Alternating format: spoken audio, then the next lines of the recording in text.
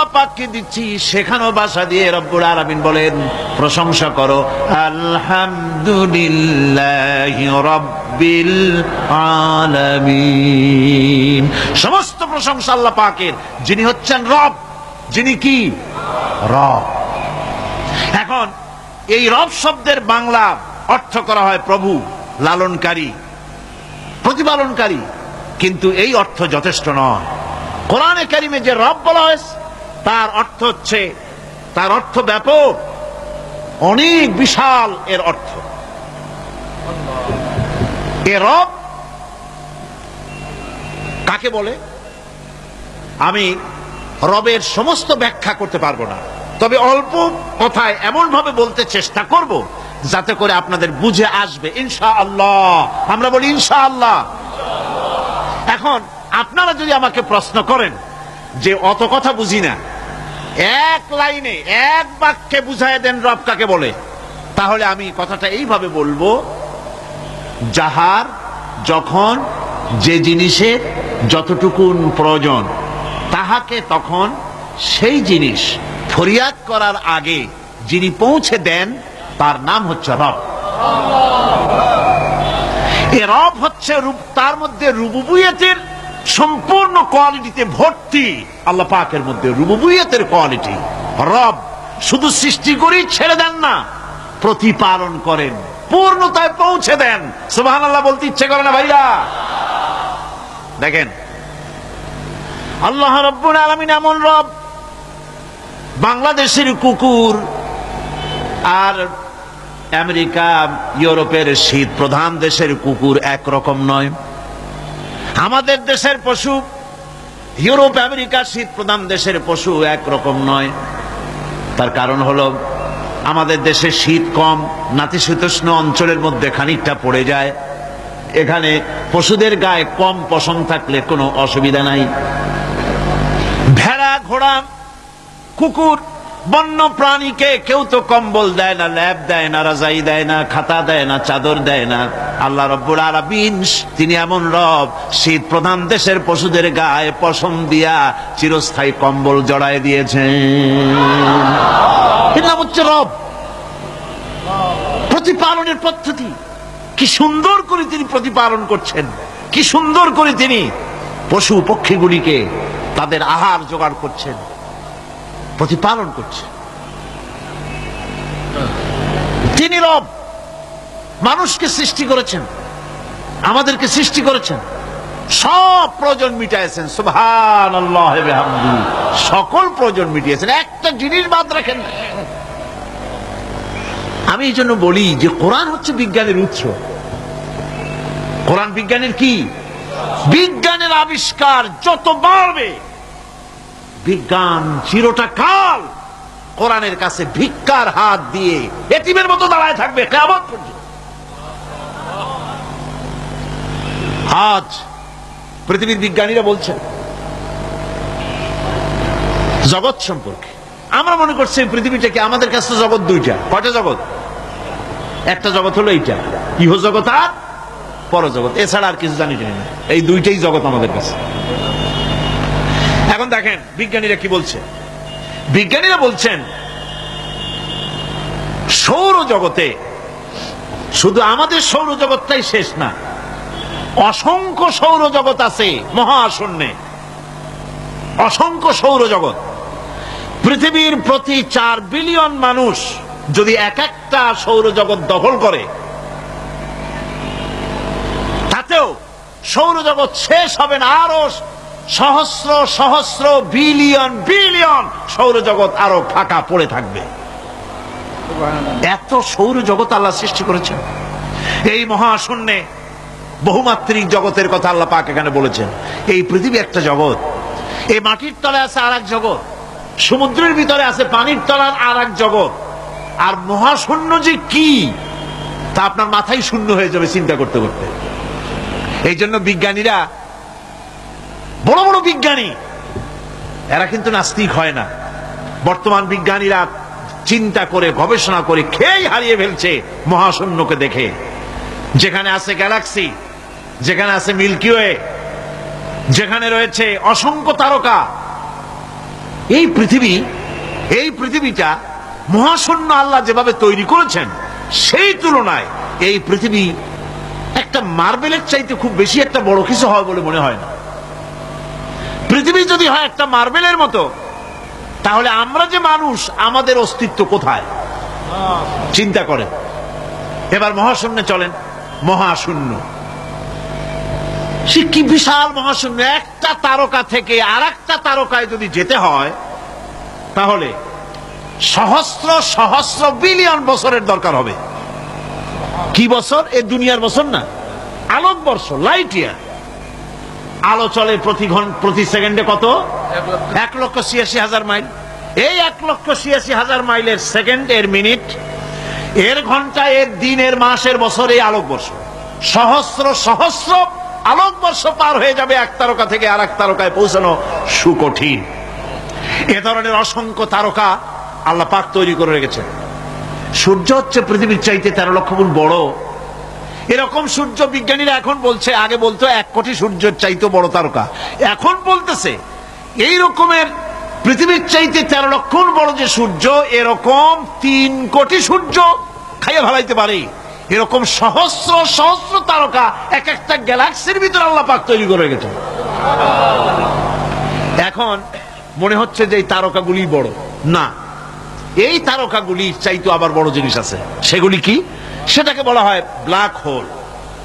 সেটাকে বলা হয় ব্ল্যাক হোল, অন্ধকার কূপ।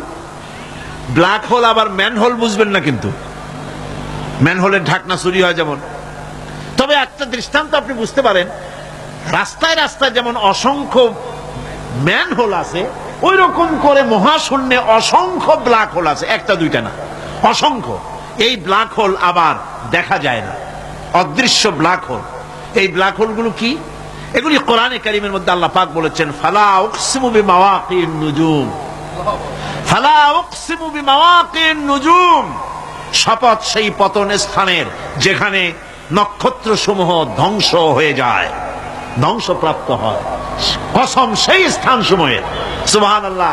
এই অন্ধকার কূপের, এই অন্ধকূপের কসম করছেন আল্লাহ পাক। সে অন্ধকূপটা কি? সেই ব্ল্যাক হোলটা কি? সেই ব্ল্যাক হোল হচ্ছে ওই যে তারকার কথা বললাম যে সূর্য খাইতে পারে, 3 কোটি সূর্য খাইতে পারে, এই রকমের তারকাগুলি ঘুরতে ঘুরতে কোন এক কারণে যখন সে ব্ল্যাক হোলের রেঞ্জের মধ্যে এসে যায়, তখন ব্ল্যাক হোল ওকে এমন ভাবে চুষে হজম করে ফেলে যেমন বাচ্চা চকলেট চুষা খাইয়া ফেলায়। এইরকম ব্ল্যাক হোলগুলি অত বড় তারকাগুলি খাইয়া চুষা শেষ করে ফেলে দেয়। সুবহানাল্লাহ বিহামদিহি। বিজ্ঞানীরা বলেছেন আমাদের এই পৃথিবীটা, আল্লাহ না করুন কখনো, আমাদের এই পৃথিবীটা যদি কোনো ব্ল্যাক হোলের আওতায় পড়ে, ওর রেঞ্জে আসে, তাহলে মাত্র 2 সেন্টিমিটারের মধ্যে পৃথিবীটা তার ঘনত্ব লাভ করে ব্ল্যাক হোলের মধ্যে অদৃশ্য হয়ে যাবে, হারায় যাবে, অস্তিত্ব থাকবে না। আল্লাহ পাক, আশ্চর্য লাগে আমার, বিজ্ঞানের বইপত্র যখন পড়ি আমার কাছে আশ্চর্য লাগে, 1400 বছর আগে নবী কোন বিজ্ঞানাগারে পড়াশোনা করেন নাই, কোন সায়েন্স নিয়ে রিসার্চ করেন নাই, সেই নবীর মুখ থেকে এমন বিজ্ঞানময় কোরআন আল্লাহ বের করালেন যে আজকের পৃথিবীর মডার্ন যুগের বিজ্ঞানীরা কোরআনের কাছে এতিম হয়ে দাঁড়ায় আছে।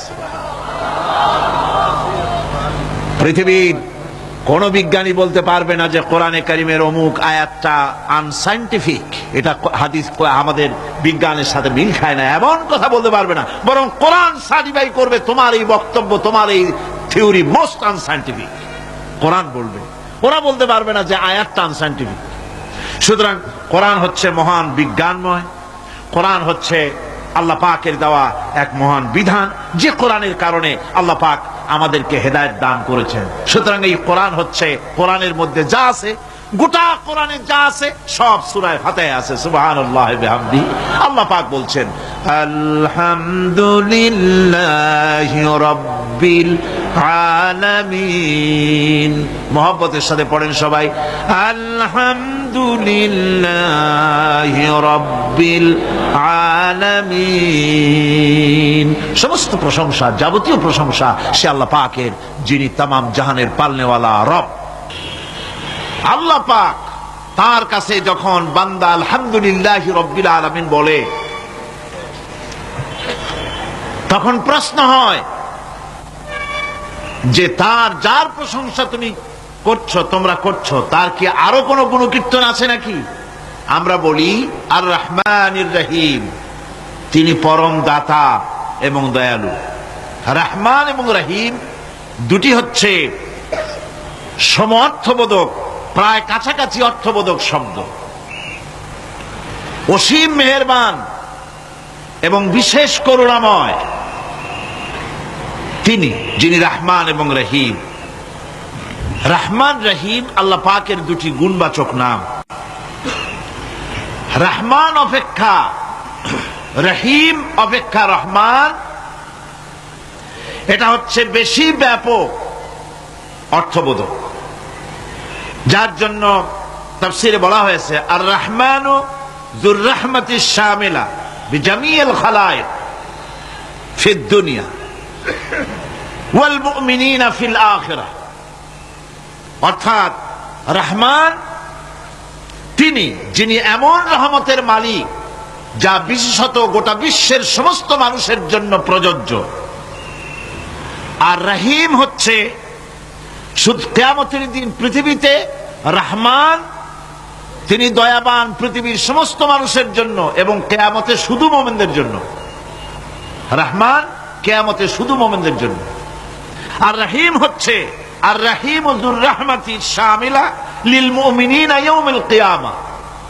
রহিম হচ্ছে শুধুমাত্র কিয়ামতের দিন আল্লাহ রাব্বুল আলামিন শুধু মুমিন লোকদের জন্য এই বিশেষ দয়া কিয়ামতের দিন করবেন। এখন রহমান হচ্ছেন পৃথিবীর সমস্ত মানুষের জন্য, সমস্ত প্রাণীর জন্য। তার দান থেকে কেউ বঞ্চিত থাকবে না, সকলের জন্য তার দানের দরজা অবারিত, উন্মুক্ত। এই পৃথিবীর বুকে আমরা দেখতে পাই মানুষ তার বন্ধুদেরকেই দেয়, শুধু সরকার হোক আর সাধারণ মানুষ হোক, আপনজনদেরকে নিজের দলকেই বেশি দেয়। কথা ঠিক কিনা? নিজের দলের প্রতি, আত্মীয় স্বজনের প্রতি স্বজন প্রিয়তা মানুষের শরীরের ভিতরে রোগ হিসাবে কাজ করে, আর এভাবে করে নিজের দল আর আত্মীয় স্বজনকে বেশি করে সুযোগ সুবিধা দেয়। শত্রুকে কেউ দেয় না, শত্রুকে কেউ ডেকে ডেকে কোনো জিনিস দিতে চায় না বা দেয় না। আল্লাহ রাব্বুল আলামিন এমন রহমান, এমন দয়াবান, এমন মেহেরবান, যারা তার ইবাদত করে, যারা তাকে স্বীকার করে, আল্লাহ বলে তাকে যারা সেজদা দেয়, আল্লাহ পাক তাদেরকেও দেন।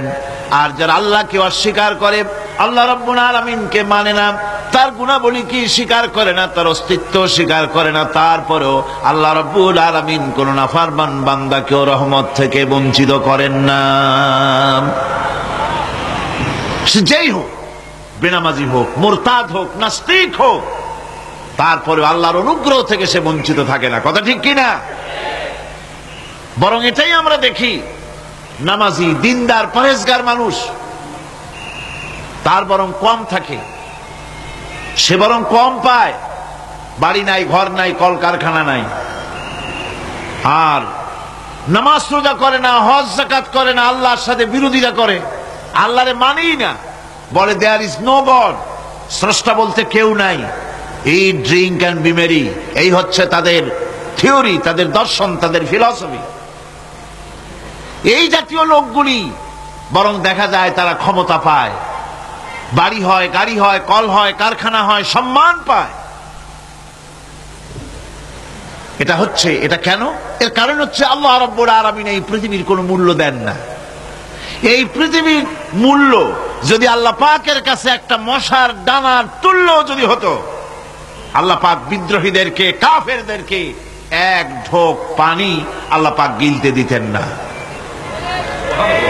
এবার চিন্তা করেন, আল্লাহর ব্যাপারে যে দৃষ্টান্তটা দেওয়া হয়েছে, দৃষ্টান্তটা কত গুরুত্বপূর্ণ। মশার দানার তুল্য, মশার দানার তুল্য এই পৃথিবীর দাম নাই আল্লাহর কাছে।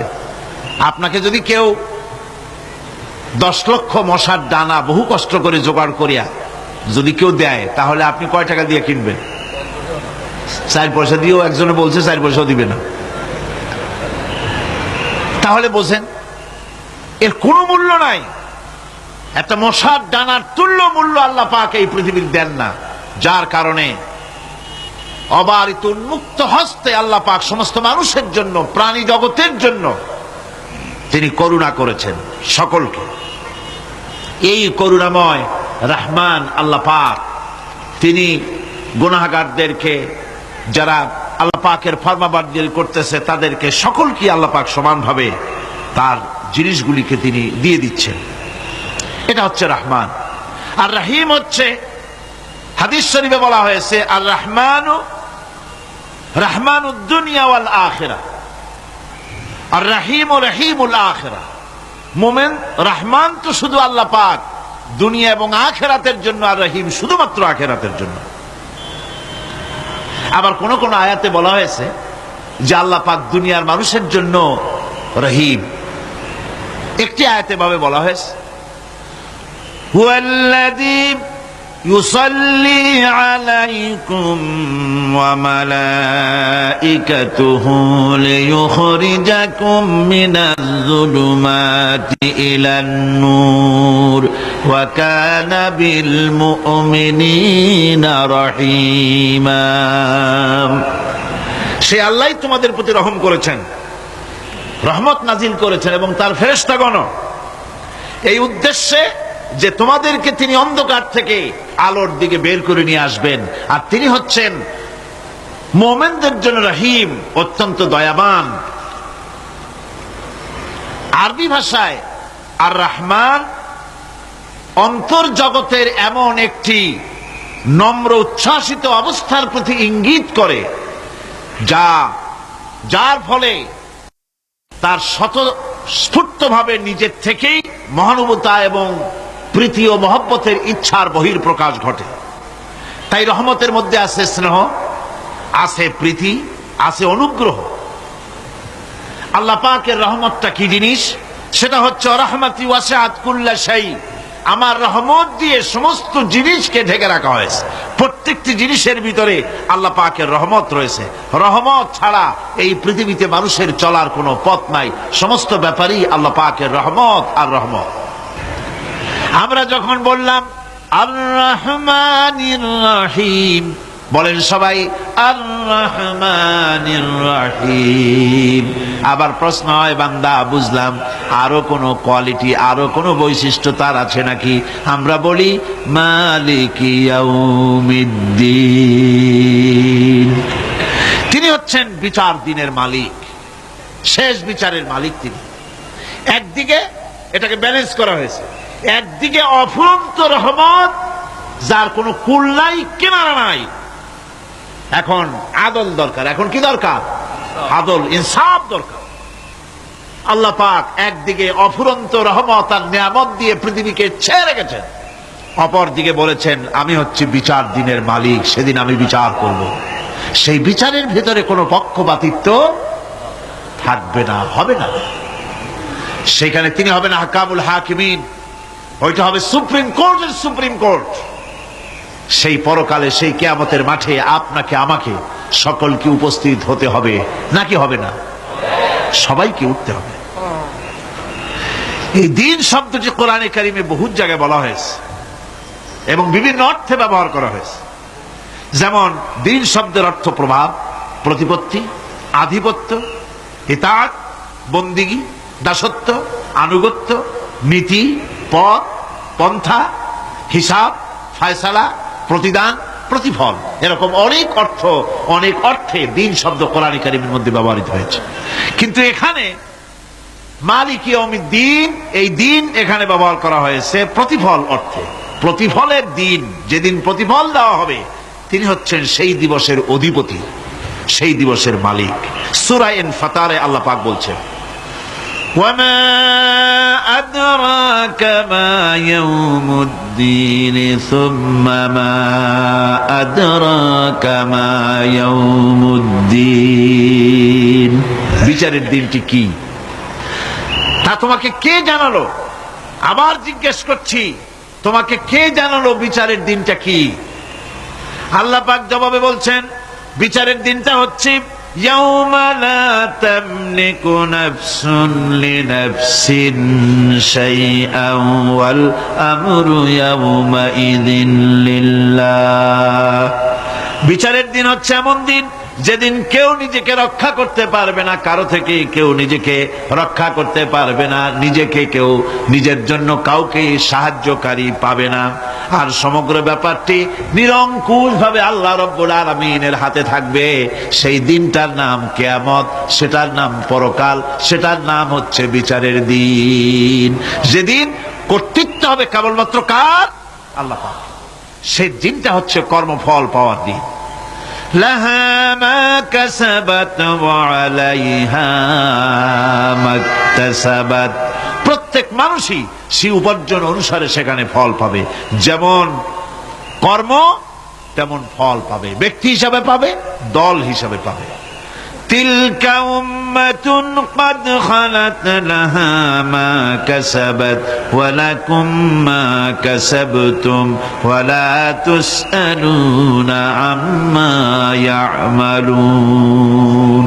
প্রত্যেক মানুষই তার উপার্জন অনুসারী ফল পাবে। যা সে পাবে তা নিজের উপার্জন ছাড়া আর কিছুই না, আর যে ফল পাবে সেটাও তার উপার্জন। সুতরাং কিয়ামতের দিন আল্লাহ মানুষের উপরে কোনো জুলম করবেন না, অত্যাচার করবেন না। আল্লাহ পাক তো তার বান্দার জন্য জুলুমকারী নন, ঠিক কিনা? আল্লাহ পাক বলছেন মান আমিলা সালিহান ফালিনাফসিহি ওয়া মান আসাআ ফাআলাইহা ওয়া মা রাব্বুকা বিযাল্লামিন লিল আবিদ। যে ব্যক্তি পুণ্য কাজ করলো সে নিজের কাজে নিজের স্বার্থেই তা করলো। আমরা যে নামাজ পড়ি এটা কি আল্লাহর স্বার্থ? কথা কন, আল্লাহর স্বার্থ? সারা পৃথিবীর সমস্ত মানুষ যদি আল্লাহরে সেজদা দেয়, আল্লাহর ক্ষমতা আরো কিছু কালের জন্য বাড়বে নাকি? সমস্ত মানুষ যদি আল্লাহকে অস্বীকার করে, বিদ্রোহী ঘোষণা করে, বিদ্রোহ ঘোষণা করে, তাতে কি আল্লাহর ক্ষমতা শেষ হয়ে যাবে? নাউযুবিল্লাহি মিন যালিক। যেমন ছিলেন তেমনই থাকবেন। সুতরাং আমরা যা করি, আমরা নামাজ পড়ি নিজেদের জন্য, আল্লাহকে খুশি করার জন্য, কিন্তু কল্যাণটা আমার। কল্যাণটা কার? আমার। রোজা, হজ, যাকাত, তেলাওয়াত যা করি সব আল্লাহকে খুশি করার জন্য, কিন্তু স্বার্থ পুরাটাই আমার। আমার কল্যাণের জন্যই আমি করি। এবং আল্লাহ হচ্ছেন তিনি তোমাদের রব। ওমা রাব্বুকা বিযাল্লামিন লিল আবিদ। তোমাদের রব হচ্ছেন তিনি যিনি বান্দাদের উপরে কখনো অত্যাচার করেন না, জুলম করেন না, মেহেরবানি দিয়ে যিনি ছেয়ে রাখেন তিনি হচ্ছেন আল্লাহ পাক। সুতরাং সেই কিয়ামতের মাঠে আল্লাহ পাকের দরবারে আমাদের সকলকেই উঠতে হবে। আল্লাহ পাকের দরবারে আমাদের সামনে, আল্লাহ পাকের সামনে দাঁড়াতে হবে। সেদিন আমাদেরকে কেউ বাঁচাতে পারবে না। সেদিন আল্লাহ পাক এর দরবারে যেন আমরা আসামি না হই, সেজন্য এই পৃথিবীতে কোরআন অনুযায়ী আমাদের জীবন গড়তে হবে, সুন্নাহ অনুযায়ী জীবন গড়তে হবে। তাহলে পরকালে আল্লাহ পাকের কাছে নাজাত পাওয়া যাবে। বড় কঠিন জায়গা, বড়ই কঠিন জায়গা। এবার প্রশ্ন হচ্ছে, তোমরা যারা আমার প্রশংসা করলে তোমরা কারা? জবাবে আমরা বলছি, ইয়াকা না'বুদু ওয়া ইয়াকা নাস্তাঈন। আয় আমার রব, আমরা হচ্ছি তোমার বান্দা, একমাত্র তোমারই গোলামি করি, একমাত্র একমাত্র তোমারই ইবাদত করি। আর কারো ইবাদত, এই শব্দটা লাগাইলে কি বোঝা যায়? যে আর কারো করি না, একমাত্র তোমারই ইবাদত করি, আর একমাত্র তোমারই কাছে সাহায্য প্রার্থনা করি। ইয়াকা না'বুদু ওয়া ইয়াকা নাস্তাঈন। আল্লাহ রাব্বুল আলামিন আমাদেরকে সৃষ্টি করেছেন আসলে এইটার জন্য। সৃষ্টি করেছেন কিসের জন্য?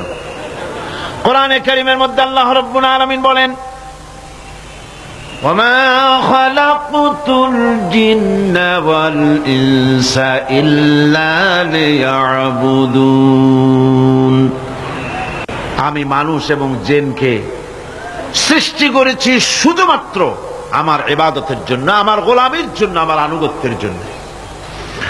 এই ইবাদত একটি ব্যাপক অর্থবোধক শব্দ। আমরা যদি ইবাদতটা নাই বুঝি তা আমাদের মানব জন্ম হবে বৃথা। ইবাদত হচ্ছে আল্লাহর পছন্দনীয় জিনিসগুলি আমল করে তার সন্তুষ্টি অর্জন করার জন্য প্রচেষ্টা চালানো জীবনের সকল ক্ষেত্রে। এর মধ্যে ইবাদতের ভিতরে এমন এক ব্যাপক অর্থ যে এর ভিতরে নামাজ, রোজা, হজ, যাকাত, সত্য কথা, আমানতদারি, দিয়ানতদারি, প্রতিবেশীর হক আদায় করা, মাতা পিতাকে শ্রদ্ধা করা, প্রতিবেশীর হক আদায় করা, স্ত্রীর হক আদায় করা, সৎ কাজের আদেশ করা, অসৎ কাজের নিষেধ করা, জিহাদ ফি সাবিলিল্লাহ করা, এ সব কিছুই হচ্ছে ইবাদতের মধ্যে শামিল।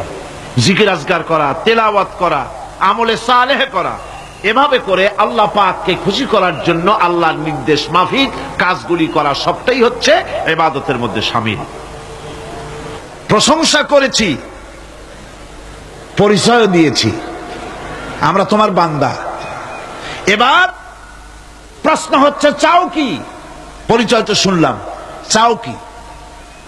আল্লাহ রাব্বুল আলামিন আমাদেরকে শিখাই দিলেন, কত বড় মেহেরবান তিনি, কত দয়ালু তিনি, তার কাছে চাওয়ার ভাষাটাও তিনি আমাদের শিখাই দিলেন। জনগণ সুবহানাল্লাহ।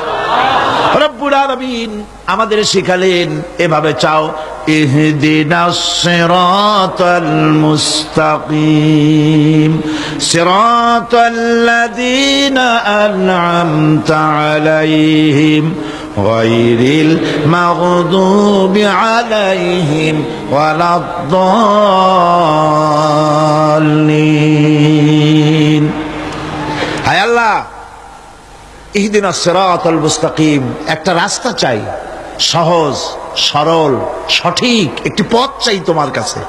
সেই পথটা চাই যে পথ হচ্ছে নিয়ামত প্রাপ্তদের, অভিশপ্ত এবং পথভ্রষ্টদের পথ নয়।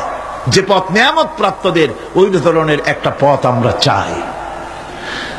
পথ দেখাবার মালিককে কোরআনে কারীম বলছে, আল্লাহ রাব্বুল আলামিন বলেন, ওয়া আলাল্লাহি কাসদুস সাবিলি ওয়া মিনহা জাইরুন ওয়ালাউ শাআ লাহাদাকুম আজমাইন। ওয়া আলাল্লাহি কাসদুস সাবিল, সোজা রাস্তা বলে দেওয়ার দায়িত্ব আমি আল্লাহর। সোজা রাস্তা বলে দেওয়ার দায়িত্ব কার? তিনি বলছেন বলার দায়িত্ব আমার, সোজা রাস্তাটা আমি বলে দেব। আল্লাহ রাব্বুল আলামিনের কাছে বান্দা যখন রাস্তার দাবি করলো, সোজা পথ চাই, সহজ পথ একটা তোমার কাছে চাই, রব্বুল আলামিন সূরা ফাতিহার 7টা আয়াতের এই অভিনন্দন পত্রের জবাবে 30 পারা কোরআন শরীফ আল্লাহ পাক বান্দারে দান করে দিলেন। জবাবে বলে দিলেন, ওয়ানিবুদুনি হাদা সিরাতুম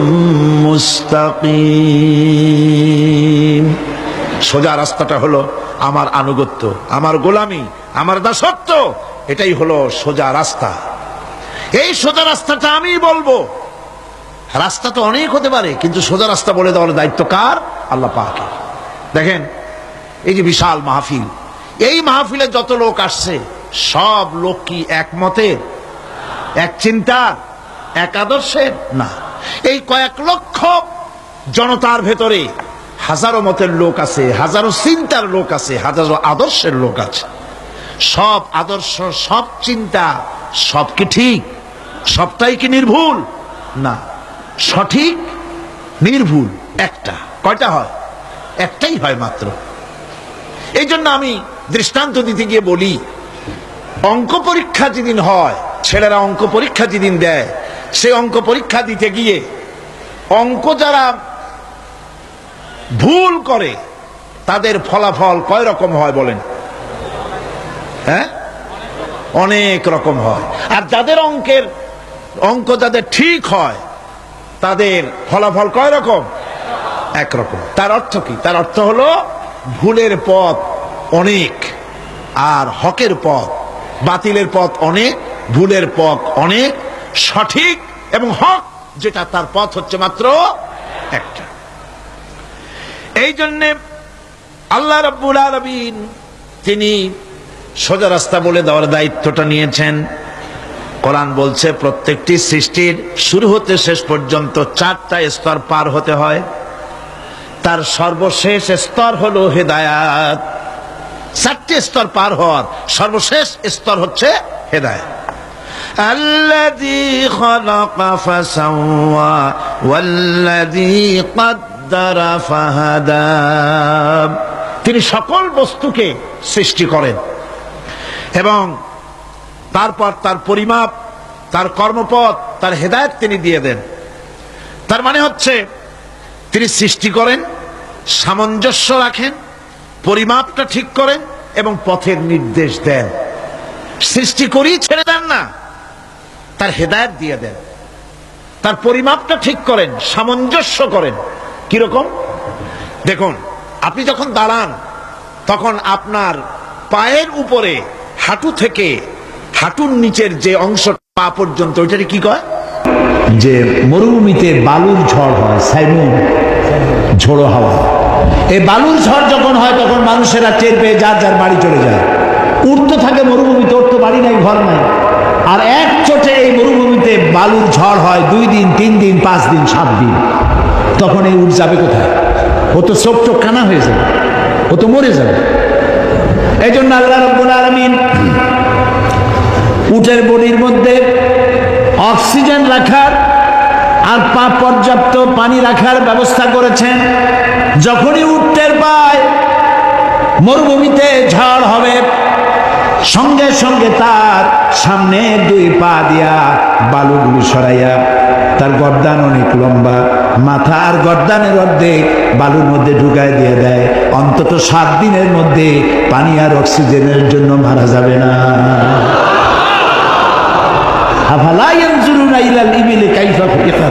আরে মানুষ কেমনে বানাইলাম, উট কিভাবে বানালাম তাকে লক্ষ্য করবা না? সুবহানাল্লাহ, সুবহানাল্লাহ। আল্লাহ তাআলা বলছেন, দেখো এবার তুমি এই পৃথিবীর দিকে তাকাও। সৌরজগৎ তথা বহুমাত্রিক জগতের দিকে তাকাও। আমরা 2টা জগৎকে চিনি, ইহ জগৎ, পরজগৎ, ইহকাল আর পরকাল। কিন্তু জগৎ 2টা না। আল্লাহ তাআলা বলছেন আলহামদুলিল্লাহি রাব্বিল বলে আলামিন। বহু জগতের, বহুমাত্রিক জগতের কনসেপশন আল্লাহ তাআলা সূরা ফাতিহার শুরুতেই দিয়েছেন। তিনি এক জগতের রব নন, তিনি বহুমাত্রিক জগতের রব। বহুমাত্রিক জগৎ কোথায়? মহাশূন্যে আছে গ্যালাক্সি, মিল্কি ওয়ে। এখানে রয়েছে চন্দ্র, সূর্য, গ্রহ, নক্ষত্র, অসংখ্য জগৎ। কত বড় জগৎ তা আমি বলে শেষ করতে পারবো না। এই পৃথিবীর উপরিভাগে একটা জগৎ, এর তলদেশে আরেকটি জগৎ, পানি, সমুদ্র, পানির মধ্যে এক জগৎ, সমুদ্রের তলায় আর এক জগৎ, এ মাটির তলায় আরো বহু জগৎ। এই বহু জগতের, বহুমাত্রিক জগতের মালিককে আল্লাহ তাআলা। বিজ্ঞানীরা বলেছেন যে চাঁদ হচ্ছে পৃথিবী থেকে 2,32,000 মাইল দূরে, আর সূর্য হচ্ছে 9,30,00,000 মাইল দূরে। সূর্য হচ্ছে পৃথিবীর চাইতে 13 লক্ষ গুণ বড়। এটা দেখে মানুষ অবাক হয়ে গেছে। কিন্তু বিজ্ঞানীরা বলেন এরপরে তারা আরো আবিষ্কার করলো, এমন সব গ্রহে, এমন সব তারকার সন্ধান তারা পেলেন যেই তারকা সূর্যের চাইতে বড়। কত বড়? যেই সূর্য পৃথিবীর চাইতে 13 লক্ষ গুণ বড়, এই সূর্য 2.5 থেকে 3 কোটি সূর্য খাইয়া হজম করতে পারে এমন হাজারো লাখ তারকা আল্লাহ তাআলা মহাশূন্যে তৈরি করে রেখেছে। বিজ্ঞানীরা মনে করছেন এটাই বুঝি সব থেকে বড়। আল্লাহ কয় না, এটাই বড় না, আরো আছে।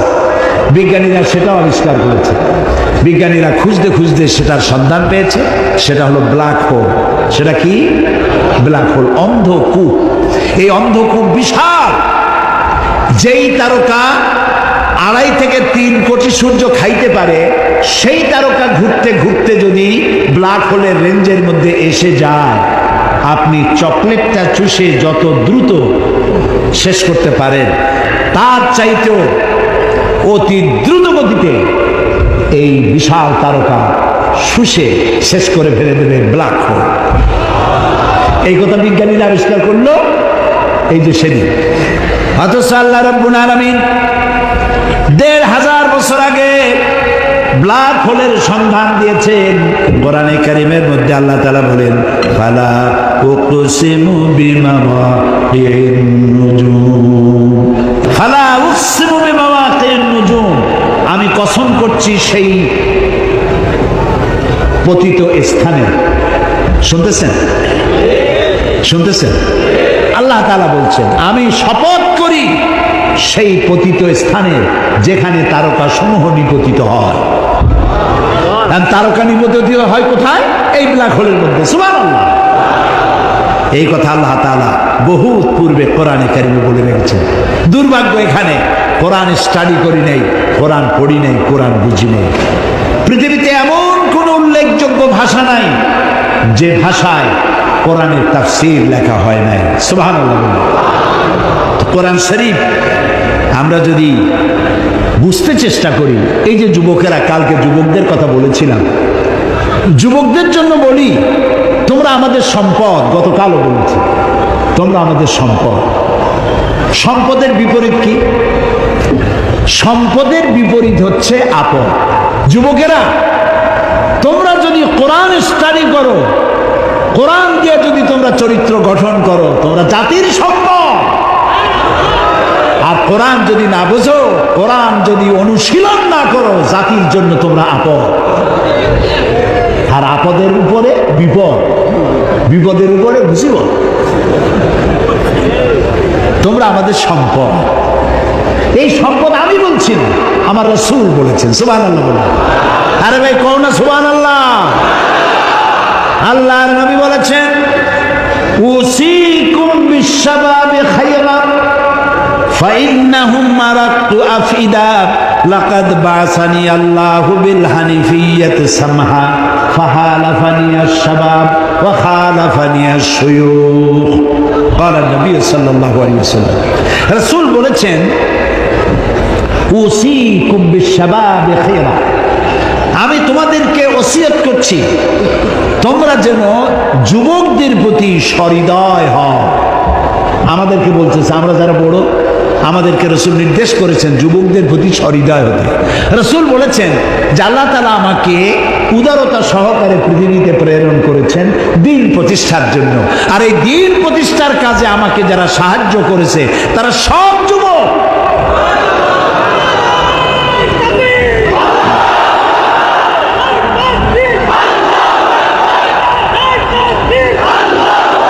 আর যারা বিরোধিতা করেছে সব বুড়ো, বুড়োর দলেরা, এরা বিরোধিতা করেছে। এখন আমার মতো বুড়া যারা আছেন, দাড়ি দাড়ি পাইকে গেছে, আপনারা কি নারাজ হচ্ছেন নাকি? না, আমরা ওই যৌবন কালটা কাটাই আসছি। জি, ওই পর্যায়টা আমরা পার হয়ে এসেছি। তবে আমরা যৌবনকালে আল্লাহর সাথে, আল্লাহ রাসূলের সাথে বেয়াদবি করিনি, আলহামদুলিল্লাহ। আমরা দ্বীন প্রতিষ্ঠার জন্য আমাদের জীবনকে ওয়াকফ করেছি, আলহামদুলিল্লাহ। যুবকেরা, আল্লাহ রাসূল বলছেন যুবকেরা আমাকে সাহায্য করেছে। দেখেন, রাসূল যখন ইসলাম প্রচারে নামলেন, সাহায্য করেছে কারা? হযরত আবু বকর রাদিয়াল্লাহু তাআলা আনহু যখন ইসলাম কবুল করেন, বয়স ছিল তখন তার মাত্র 37 বছর। ওমর রাদিয়াল্লাহু তাআলা যখন ইসলাম কবুল করেন, বয়স ছিল 26 বছর। জুবাইর ইবনুল আওয়াম, আব্দুর রহমান বিন আওফ, বয়স ছিল মাত্র 17 বছর। হযরত আলী বয়স ছিল মাত্র 8.5 বছর। কিশোর, তরুণ, যুবক ইসলামের জন্য রক্ত দিয়েছে।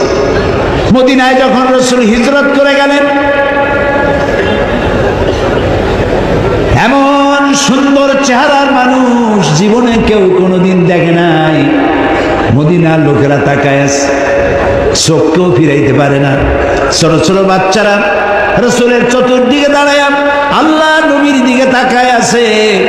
নবীজি বাচ্চাদের মাথায় হাত বুলায় বললেন, ও মদিনার বাচ্চারা, আমি তো আমার পিতৃভূমি, মাতৃভূমি মক্কা পরিত্যাগ করে এই মদিনায় এসেছি, তোমরা কি আমাকে ভালোবাসবে?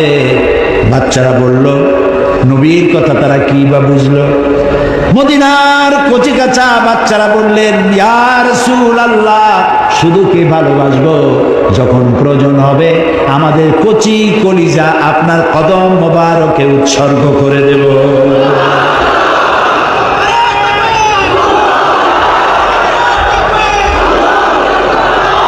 সুতরাং যুবকরাই সর্বকালে সর্বযুগে যুবকরাই ইসলামকে সাহায্য করেছে, আলহামদুলিল্লাহ। কিয়ামত পর্যন্ত করতে থাকবে। যারা ইসলামের সাথে থাকবে তারা সৌভাগ্যবান। সুবহানাল্লাহ।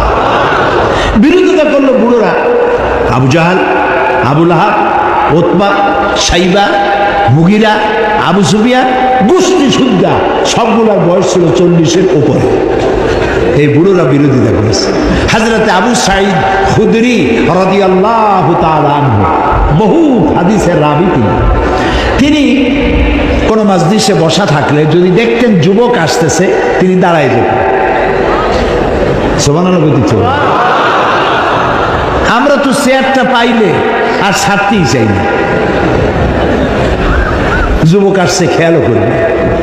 আল্লাহ রসুলের সাহাবী যুবক দেখে দাঁড়ায় গেছেন, দাঁড়ায় গিয়ে বলতেন, মারহাবাম বিওয়াসিয়াতি রাসূলিল্লাহ সাল্লাল্লাহু আলাইহি ওয়াসাল্লাম।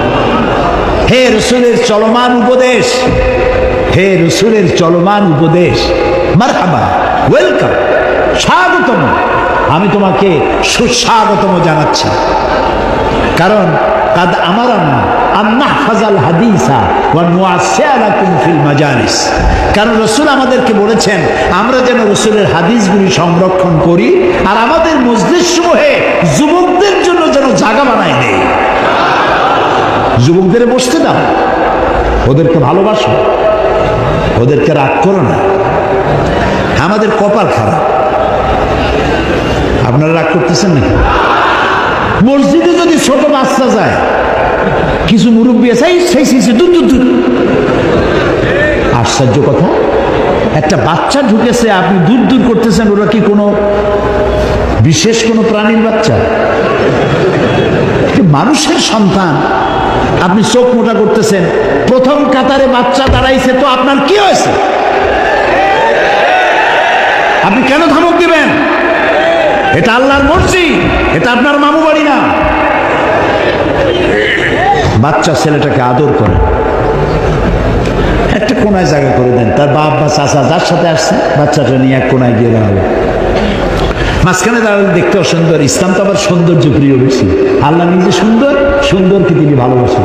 দেখেন না, লাইন সোজা হতে হবে। নামাজ পড়বো যেমনি খুশি সামনে দাঁড়ায় নিতে হয় না।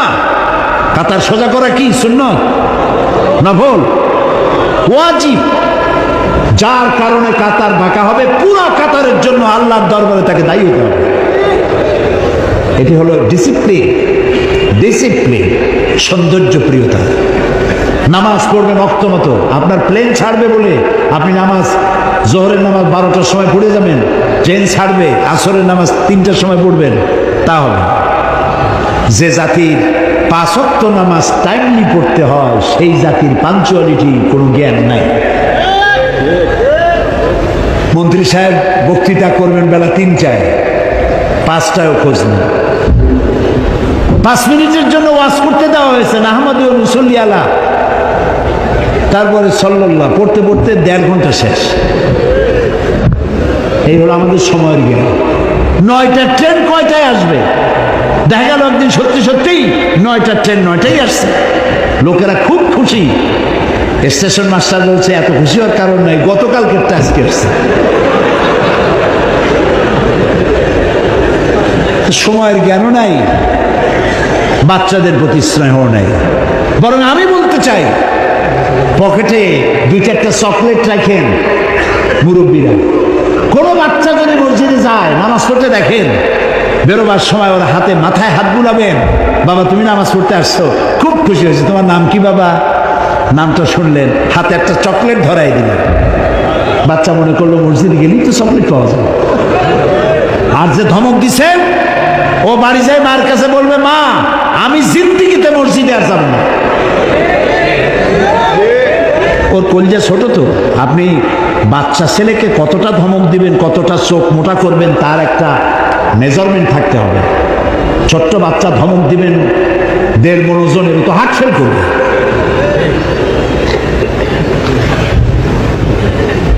তো বাচ্চাদেরকে মহব্বত করবেন, যুবকদেরকে মহব্বত করবেন। এটা আমার কথা নয়। মান লাম ইয়ারহাম সাগীরানা ওয়া লাম ইউআক্কির কাবীরানা ফালাইসা মিন্না। রাসূলুল্লাহ বলেছেন, যে ব্যক্তি ছোটদেরকে স্নেহ করে না, বড়দেরকে সম্মান করে না, তারা আমার দলভুক্ত না, আমার উম্মতি না। তো যুবকদেরকে জায়গা করে দাও, ভালো হবে। তাদেরকে সম্মান করো, মহব্বত করো। অনেক ছেলে আছে পরীক্ষা ফেল করে, মা বাপ কথা কয় না, ফেল করছে কথা কয় না, 2-3 দিন কথা বলে না।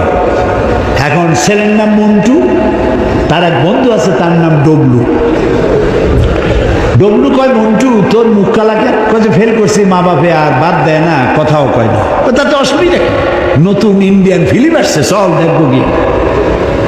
ওর নিয়ে গেল, যাইয়া ফিল্ম দেখাইলো, তারপরে কিছু ট্যাবলেট খাওয়াইলো, কি বাহা ট্যাবলেট নাকি একটা আছে না, হ্যাঁ ওই যে ট্যাবলেট খাওয়াইলো। তারপরে বলে একদিন খাইলে কি হয়, তারপরে একটু ফেন্সিডিল খাওয়াইলো, এরপর বড় কিছু খাওয়াইলো, তারপরে খারাপ জায়গায় নিয়ে গেল। 3 দিন যে আপনি কথা বলেন নাই, কি মারাত্মক কাজ করেছেন আপনি কি জানেন? আপনি সর্বনাশ করেছেন আপনার কলিজার টুকরা সন্তানকে।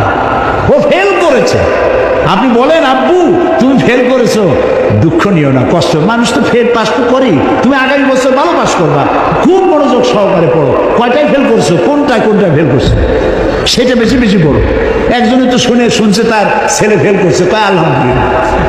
ছেলে ফেল করছে তা আপনি আলহামদুলিল্লাহ কর, যে ফেল করবে এ যোগ্যতাও আছে কিনা আমার সন্দেহ ছিল।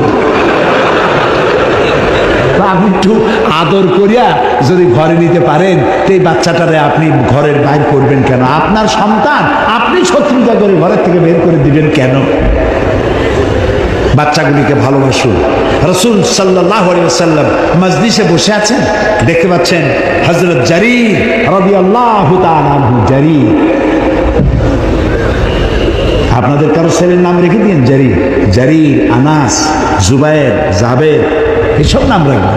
কি সব নাম রাখে, আকাশ, বাতাস,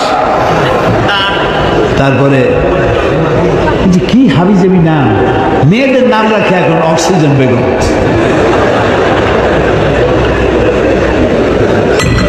আল্লাহ হেদায়েত করুক, বলেন আমিন। এরকম নাম আপনি রাখবেন কেন? ইসলামী নাম রাখবেন। কি নাম রাখবেন? ইসলাম। রসুলের সাহাবীদের নাম রাখেন। আনাস, রসুল্লাহ কি ভালোবাসতেন তাকে, সুবহানাল্লাহ। এইসব নাম রাখেন। তো জারীর রাদিয়াল্লাহু তাআলা আনহু, তিনি যদি কোন মজলিসে আসতেন, সাহাবীরা বলতেন আমাদের মধ্যে এক ফালি চাঁদ উদিত হয়েছে, এত সুন্দর ছিলেন তিনি দেখতে। মজলিসে জায়গা পান নাই, দাঁড়ায় আছেন, রসুলের দৃষ্টি এড়ায় নাই। রসুল্লাহ নিজের চাদরটা খুলে ফিকে বললেন, ইজলিস ইয়া জারীর, ও জারীর তুমি আমার চাদরের উপরে বসো। আল্লাহু আকবার। বিশ্ব নবী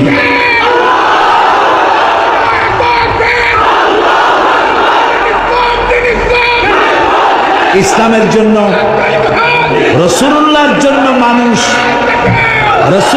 জন্য মানুষ পাগল এমনি এমনি হয় না, ব্যবহারে পাগল হয়ে গেছে। সুবহানাল্লাহ, ব্যবহারে পাগল হয়ে গেছে মানুষ। আল্লাহু আকবার। ইজলিস ইয়া জারীর, ও জারীর তুমি আমার চাদরে বসো। ফাকাব্বালাহা জারীর ওয়া দাম্মাহা ইলাইহি। হযরত জারীর রাসূলের চাদর উঠায় নিলেন, উঠায় নিয়ে বুকের সাথে জড়ায় ধরলেন, চুমা খাইলেন, চোখ দিয়ে পানি পড়তেছে, বলতেছেন ইয়া রাসূলুল্লাহ আপনার চাদরে কি কেউ বসতে পারে? আকরামাকাল্লাহ কামা আকরামতানি ইয়া রাসূলুল্লাহ। হে রাসূল আপনার সম্মান আল্লাহ কোথায় উঠাইছেন? সুবহানাল্লাহ, আরো উঠাক, আরো উঠাক, আপনি আমাকে সম্মানিত করেছেন ইয়া রাসূলুল্লাহ।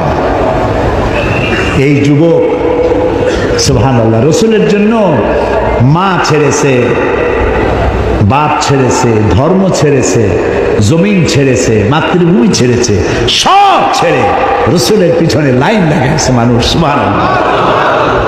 আমরা আসুন আবার সেই ব্যবহার দিয়ে দুনিয়াকে আপন করে নেই। পারবো না? পারবো না? আমরা কেন বলি যে আমি যা করি এইটা ইসলামের সব থেকে খাঁটি, আর কোনো খাঁটি কিছুই নাই? এই কথা আমরা কেন বলি? আমরা মানুষকে আপন করতে পারি না, কেন মানুষকে শত্রু বানাই? নবীওয়ালা কাম আমিই করি। আমি তাফসীর করতেছি, আমি যদি বলি আমি ইসলামের সব থেকে বড় কামটা করতেছি, তো আমার মতো পাগল আর দুনিয়ায় কেউ নেই। যারা মসজিদ ইমামতি করে তারা যদি বলে সব কাম আমি করি, যারা ওয়াজ করে তারা যদি বলে সব কাম আমি করি, যারা ইসলামের বই লেখে তারা যদি বলে সব কাম আমি করি, এটা কি হইল? না, হইল না। আপনি তো বাকিগুলারে শত্রু বানাই দিছেন। আপনি স্বীকৃতি দেন, যারা ওয়াজ নসিহত করেন লাখো জনতার কাছে কোরআনের কথা পৌঁছায় দেন, সুবহানাল্লাহ। যারা তাবলীগি জামাত করেন, তাবলীগি জামাতের ভাইয়েরা নিজের পকেটের খাইয়া বাড়ি বাড়ি গিয়ে কলেমা শিখান, নামাজ শিখান, ভালো কাজ করতেছে, সুবহানাল্লাহ। যারা মসজিদ ইমামতি করেন তারা খুব কম পয়সায়, মিনিমাম পয়সায় প্রতি শুক্রবার বক্তব্য রাখেন, সামাজিক সমাজ উন্নয়নমূলক কাজ এ অংশগ্রহণ করেন। যারা ইসলামের নামে বই লেখেন তারা জাতিকে সচেতন করেন। যারা ইসলামের রাজনীতি করেন তারা রাজনীতি যাতে জাহান্নামের দিকে না যায় সেই জন্য জীবন দিয়ে পাহারা দেয়, জাতিকে পাহারা দেয়। তো যারা জমিন চাষ করে, লক্ষ্য করেন, জমিন চাষ করে, তো জমিন চাষ করতে গিয়ে কেউ তো চাষ করে, কেউ জমিন নিড়ায়। বগুড়ায় কি করে? নিড়ায় না? নিড়ায়। কেউ ওষুধ ছিটায়, কেউ সার দেয়, কেউ গরু বাছুর থেকে ফসল বাঁচায়, ফসল কাটলে কেউ কেটে গাড়িতে উঠাইয়া বাড়ি নিয়ে যায়। তাহলে যে চাষ করছিল সেই কি দাবি করবে যে সমস্ত ফসলের ক্রেডিট আমার? আমি বুঝি না মানুষের মাথা কতটা খারাপ হলে সে যেটা করে ওইটাই ভালো, বাকি সব খারাপ। এই কথা আপনি কেন বলেন? এই ছোট লোকি আচরণ বন্ধ করুন। এই সুপিরিয়রিটি কমপ্লেক্স মাথা থেকে নামায় দেন। সবাইকে সম্মান করতে শিখুন, সবাইকে মর্যাদা দিতে শিখুন, প্রত্যেকের কাজে স্বীকৃতি দিতে শিখুন, তাহলে ভালো হবে। 15 কোটি মুসলমান যদি এক থাকে এই জমিন কোনো শকুনের কুদৃষ্টি পড়তে পারবে না। আর যদি শকুনের কুদৃষ্টি পড়ে আমাদের এই ঘর মারামারিতেই পড়বে। আমরা একজন আহলে হাদিস চোখে দেখতে পারি না, আহলে হাদিস আমারও চোখে দেখতে পারে না, কওমি মাদ্রাসা আলিয়া দেখতে পারে না, আলিয়া কওমি দেখতে পারে না। কয় যে আলিয়া এর সব কিছু খালিয়া। এগুলো কেন কই কত দেখি? আমি তো বলি আমার এই দুইটা চোখ, আপনার কয়টা? দুইটা, একটা ডান আর একটা। এই দুইটা চোখের মধ্যে আপনার কাছে কোনটা প্রিয়? হ্যাঁ, দুটেই। আমার কাছেও আলিয়ার কওমি মাদ্রাসা আমার দুইটা চোখের মতো প্রিয়। আমি যখন যেখানে যাই, এই যে চট্টগ্রামের সব থেকে বড় মাদ্রাসা পটিয়া মাদ্রাসা, হাটহাজারী মাদ্রাসা, আমি সব মাদ্রাসা সফর করি, আলেমদের সঙ্গে দেখা করি। মৌলানা শামসুল হক সাহেব ফরিদপুর রহমতুল্লাহ সদস্য হুজুর যাকে বলা হয়, আমি তার উজু করাইছি, তার পাও ধোয়াই দিয়েছি। আমি খতিবে আজম মৌলানা সিদ্দিক আহমদ সাহেবকে খেদমত করেছি। আমি মক্কা শরীফে জ্বর হয়েছে, আমি তার পাশে বসে পাও চেপেছি তার। তাইফের ময়দানে ক্ষতবিক্ষত শরীর, রক্ত ঝরছে আল্লাহর নবীর গা থেকে। আহারে, আমি সেই জায়গাও দেখেছি, তাইফের সেই জায়গাটাও দেখেছি যেখানে রাসূলুল্লাহ বেহুশ হয়ে পড়েছিলেন, সব থেকে বেশি রক্ত পড়েছে। রাসূলুল্লাহ যখন হুশ আসতেন, বেহুশ হয়ে গেছিলেন, ফেরেশতারা দাঁড়ায় কাঁদতেছে আর বলছে, ইয়া রাসূলুল্লাহ, আপনার এই করুণ অবস্থা দেখে আকাশের ফেরেশতারা কাঁদতেছে, আমি সহ্য করতে পারছি না। জিবরাইল বলছেন, আমি হুকুম চাই, আপনি আমাকে হুকুম দেন, দুটা পাহাড় মিলায় দিয়া সব কাফের পিছে শেষ করে দিন। আল্লাহর নবী বলেন, জিবরাইল, আমি যদি হুকুম করি, আমার হুকুমে যদি দুই পাহাড় দিয়া মানবগুলিকে সব যদি পিছে মেরে ফেলে দাও, একটা কাফেরও যদি না বাঁচে, তাহলে কার কানে আমি পৌঁছাবো লা ইলাহা ইল্লাল্লাহু মুহাম্মাদুর রাসূলুল্লাহ।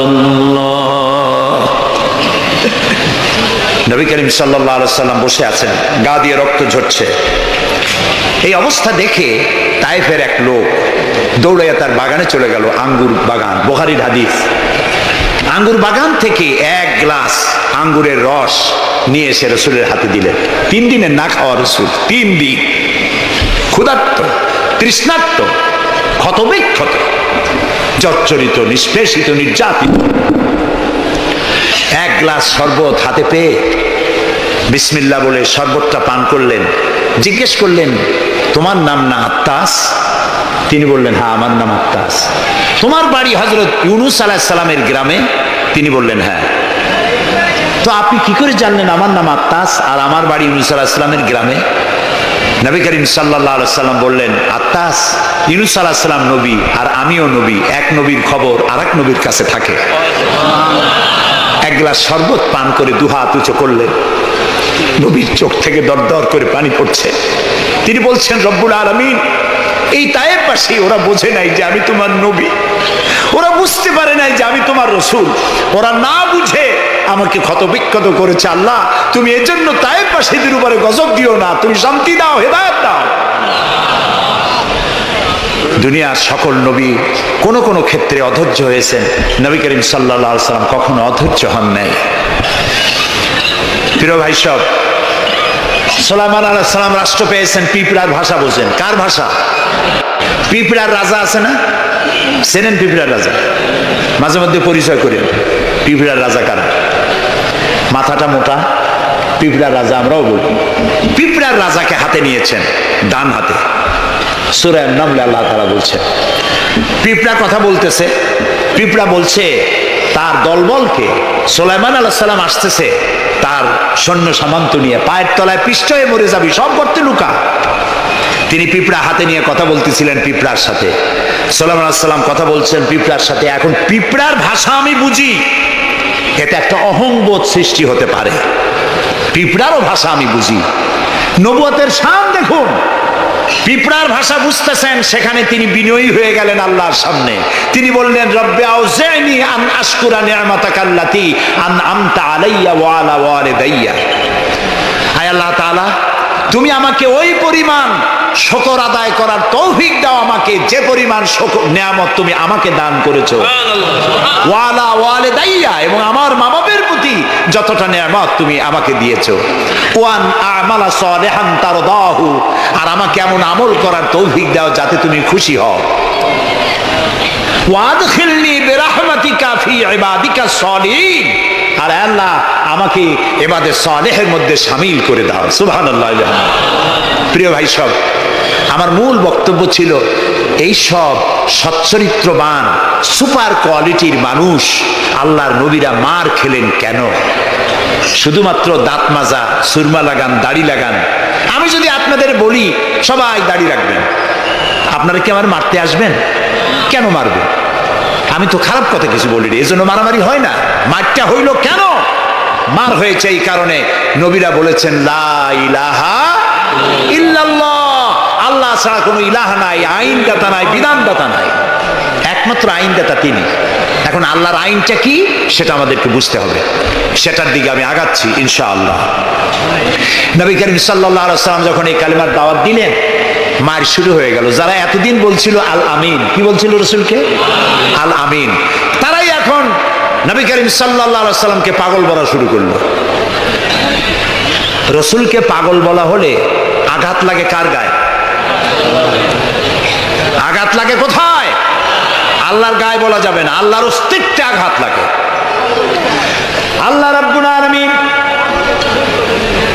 এই কাফেরদের অপবাদের জবাবে আল্লাহ তাআলা প্রতিবাদ করলেন। তিনি বললেন, ওয়ামা সাহিবুকুম বিমাজনুন, তোমাদের সাথী পাগল নয়, তোমাদের সাথী বললেন আল্লাহ তাআলা। কেন? তোমরা তো এই লোককে হতে দেখেছো, তার শৈশব, কৈশোর, যৌবন, আর এই বয়স পর্যন্ত তোমরা তাকে চোখের সামনে দেখেছো। পাগলামির কি দেখলে তোমরা তার ভেতরে? কেন পাগল বলো? তিনি পাগল নন, তিনি শায়ের নন, তিনি জাদুকর নন, তিনি গণক নন, তিনি আমার নবী। প্রিয় ভাই সব, মুসলমানেরা মার খাচ্ছে, পালিয়ে বেড়াচ্ছে। বুখারী শরীফে এসেছে,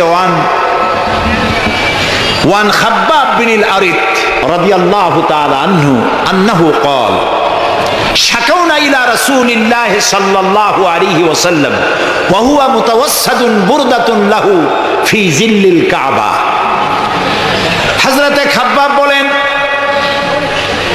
আমরা অত্যাচারিত হয়ে একদিন নবী করিম সাল্লাল্লাহু আলাইহি ওয়াসাল্লামের কাছে গেলাম, যে দেখতে পেলাম তিনি কাবা শরীফের ছায়ায় চাদর মুড়ি দিয়ে আরাম ফরমাচ্ছেন। আমরা কাছে গিয়ে বললাম, আলা তাদউ লানা আলা তাস্তানসিরু লানা ইয়া রাসূলুল্লাহ, হে রাসূল। মাইর খাইতে খাইতে আমরা শেষ হয়ে গেলাম। আমাদের মুসলমানদের উপরে আগুন চাপা দেওয়া হচ্ছে, পাথর চাপা দেওয়া হচ্ছে, বেলালকে উটের পায়ের রশিতে বেঁধে উট তাড়ানো হচ্ছে। ক্ষুধার জ্বালায় শেষ হয়ে গেলাম, ঘুমাইতে দেয় না, মাইরে অস্থির হয়ে গেলাম। হে রাসূল, আপনি কি আল্লাহর কাছে আমাদের জন্য দোয়া করবেন না? আপনি কি আমাদের জন্য আল্লাহর কাছে সাহায্য প্রার্থনা করবেন না? বুখারীর হাদিস। রাসূলুল্লাহ উঠে বসলেন, বললেন, ও খাব্বাব, তোমাদের আগে এই পৃথিবীতে যারা এসেছিলেন সেই সমাজের সমাজপতিরা কলেমার দাওয়াত দেওয়ার অপরাধে তাদেরকে ধরতো। ফায়ুখাজুর রাজুলু ফায়ুহফারু লাহু ফিল আরদ, তারা তাদেরকে ধরতো আর তাদের জন্য গর্ত খনন করত। ফায়ুজআলু ফিহা, এরপরে সেই গর্তের ভিতরে তাকে কোমর পর্যন্ত গেড়ে দিত। সুম্মা ইউতা বিল মানশার, এরপরে করাত আনা হতো। ফায়ুদাউ আলা রাসিহি, এরপরে করাত তার মাথার উপরে রাখা হতো। ফায়ুজআলু নিসফাইন, এরপরে করাত দিয়ে চিরে জীবন্ত মানুষকে দুই টুকরা করে ফেলে দেওয়া হতো। মা ইয়াসুদ্দুহু যালিকা আন দীনি, এত বড় অত্যাচারের পরেও সে যুগের একজন মুসলমানকেও আল্লাহর দ্বীনের পথ থেকে এক চুলও তারা সরাতে পারে নাই। রাসূলুল্লাহ বলছেন, ওয়াল্লাহি ওয়াল্লাহি, ও খাব্বাব, আমি আল্লাহর নামে কসম করছি। কে বলছেন?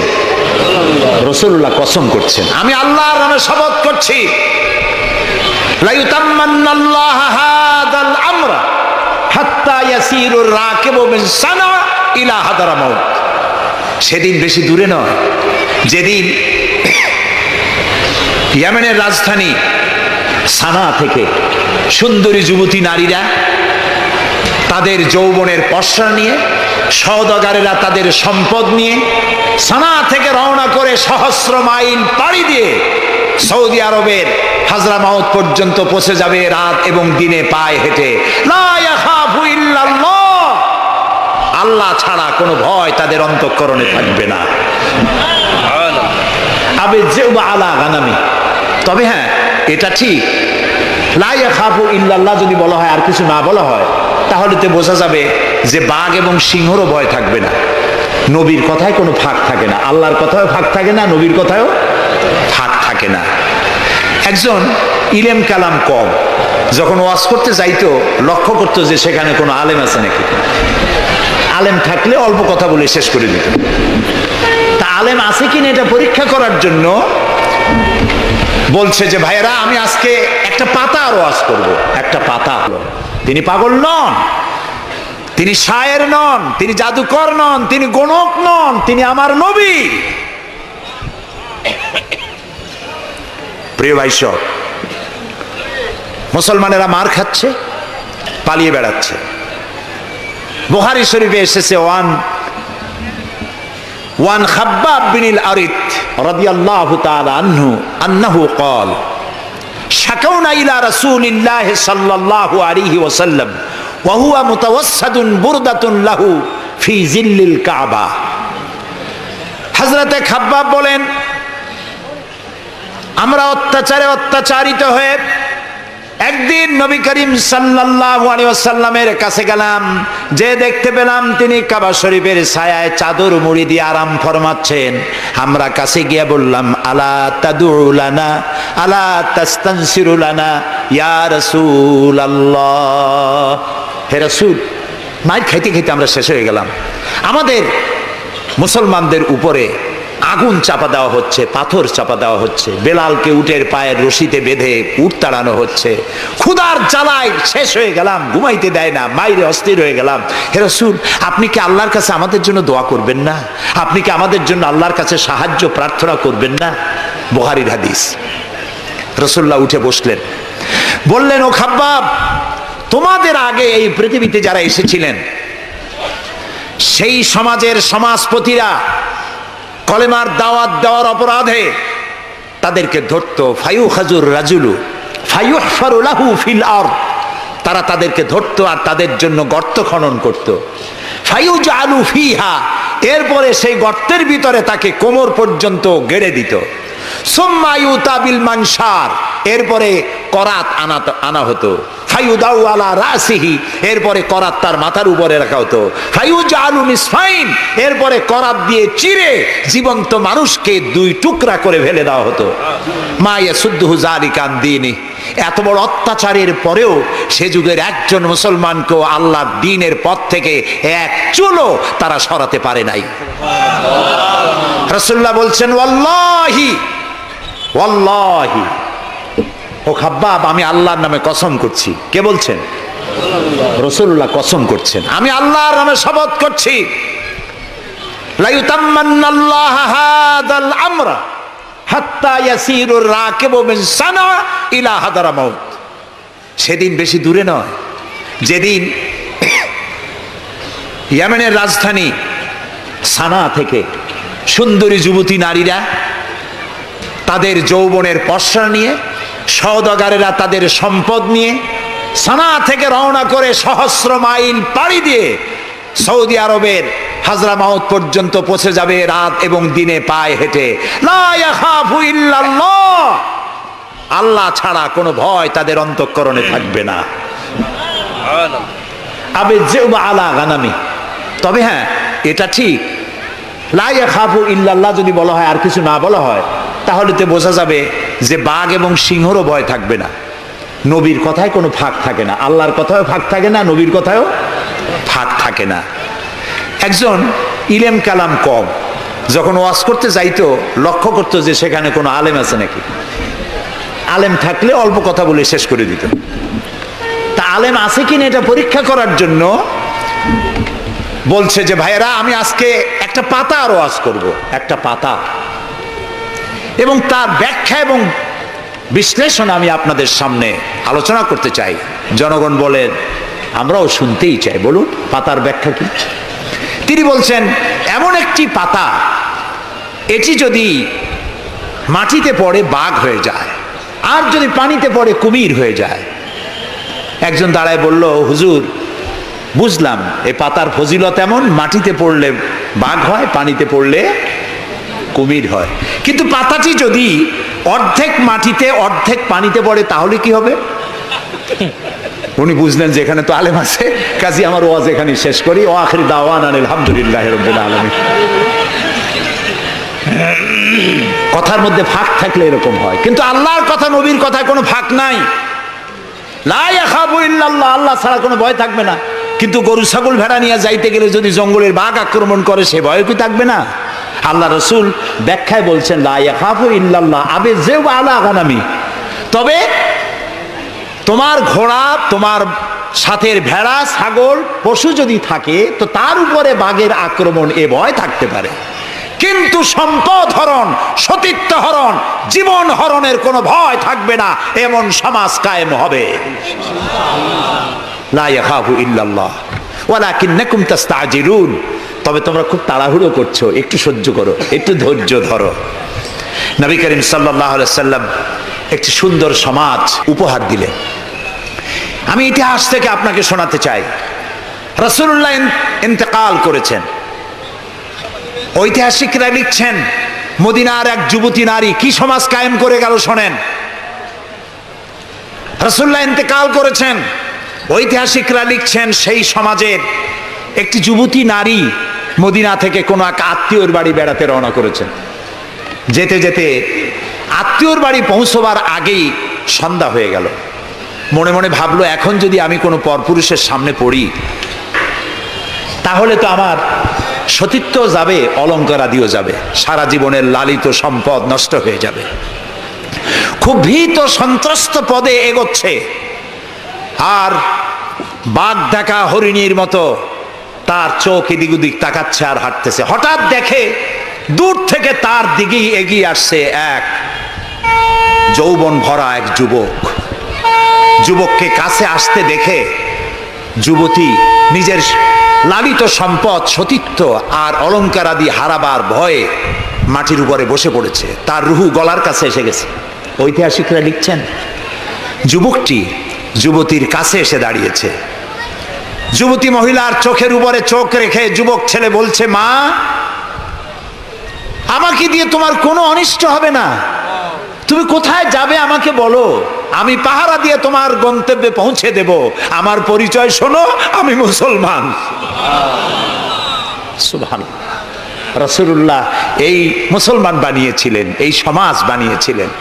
তাই আমি আফসোস করে বলি, মরা মানুষ জিন্দা হওয়ার কোন সুন্নত যদি থাকতো, আর একজন সাহাবী যদি আজ জিন্দা হতেন আর আমাদেরকে যদি দেখতেন, তাহলে চিৎকার দিয়ে বলতেন, আল্লাহর কসম, রাসূলুল্লাহ দান্দার মোবারক শহীদ করে সাহাবীরা জীবন দিয়ে যে মুসলমান বানিয়ে রেখে গিয়েছিলেন, আল্লাহর কসম এগুলো সেই মুসলমান না। আমাদের চরিত্র এই পর্যায়ে পৌঁছে গেছে। রাসূলুল্লাহ সাল্লাল্লাহু আলাইহি ওয়াসাল্লাম ইসলাম দিয়ে মানুষকে একটি সুন্দর সমাজ দিয়েছেন। ইসলাম মানেই শান্তি। বলেন তো ইসলাম মানে কি? বলেন না, অর্থ কি? শান্তি। তবে শর্ত সাপেক্ষে, যারা আনুগত্য করবে তাদের জন্য শান্তি। আমরা একজন আর একজনের সঙ্গে দেখা হলে কি বলি? আসসালামু আলাইকুম। যারা প্রত্যেক দিন প্রতি মুহূর্তে একজন আর একজনকে সালাম দেয়, সেই জাতি কোনোদিন সন্ত্রাসী হতে পারে? আসসালামু আলাইকুম, আপনি বললেন ওয়ালাইকুম আসসালাম। নবী করিম সাল্লাল্লাহু আলাইহি ওয়াসাল্লাম বলেছেন, আফশুস সালাম ওয়া আতইমুত তুআম ওয়া সাল্লু আন-নাসু বিন-নিয়াম তাদখুলুল জান্নাতা বিস-সালাম। তিনটি কথা। কয়টি কথা শুনতেছেন আপনারা? এক নম্বর হচ্ছে সালাম বিনিময় করো বেশি করে। রাসূলুল্লাহ বলছেন, একটা গাছের এপাশে বসে দেখা হয়েছিল, সালাম দাও। গাছটা ঘুরে আসছে, লোকটা আবার সালাম দাও। আমাদের দেশে এই অভ্যাস নাই। সব বসেরা চায় আমার অধীনস্থ লোকেরা আমারে সালাম দিক। রাসূলুল্লাহ তার স্ত্রীকে সালাম দিতেন। এমনকি রাস্তা দিয়ে যাওয়ার সময় বাচ্চা পোলাপান খেলাধুলা করছে, তাদেরকে তিনি সালাম দিতেন। আমরা কি দেই? আমরা দেই না। 280 মাইল স্পিডে ঝোড়ো হাওয়া প্রবাহিত হচ্ছে, 30 ফিট উঁচু হয়ে জলোচ্ছ্বাস হচ্ছে, মানুষ মরতেছে, বাড়ির টিন উড়ে যাচ্ছে। সকালবেলা কেউ যদি যায় বলে গুড মর্নিং, থাপড়ায় দাঁত ফালাই দেবে না? বেটা, এর চাইতে ব্যাড মর্নিং তো কখনো আসে নাই। রাতের বেলায় মা মারা গেছে, তার বাড়ি গিয়ে বলছে গুড নাইট। কেমন লাগবে কোন? সুতরাং ইসলামের বিষয়টাই মোর সায়েন্টিফিক। সুখে দুঃখে, বিপদে আপদে, সুখে শান্তিতে, রাতে দিনে, সকালে সন্ধ্যায় যখন দেখা হচ্ছে, একজন আরেকজনকে সালাম, আসসালামু আলাইকুম। পয়সা লাগতেছে? কথা না কইলে বুঝবো কি? বিনা পয়সায় আল্লাহ তোমার উপরে শান্তি দিক, রহমত দিক।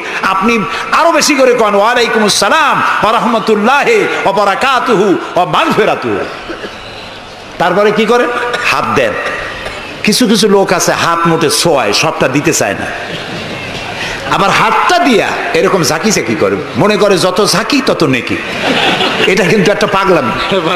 জি, আপনি হাত নাচান কেন? ধরে রাখেন আর বলবেন ইয়াগফিরুল্লাহু লি ওয়া লাকুম। আল্লাহ তোমারও শান্তি দিক, আমারও শান্তি দিক। আল্লাহ তোমারও মাফ করুক, আমারও মাফ করুক। সুবহানাল্লাহ। সালাম দাও বেশি করে। কে বলতেছেন? আল্লাহ রাসূল। বাড়িতে যে সালাম দেবেন, বউরে সালাম দেবেন।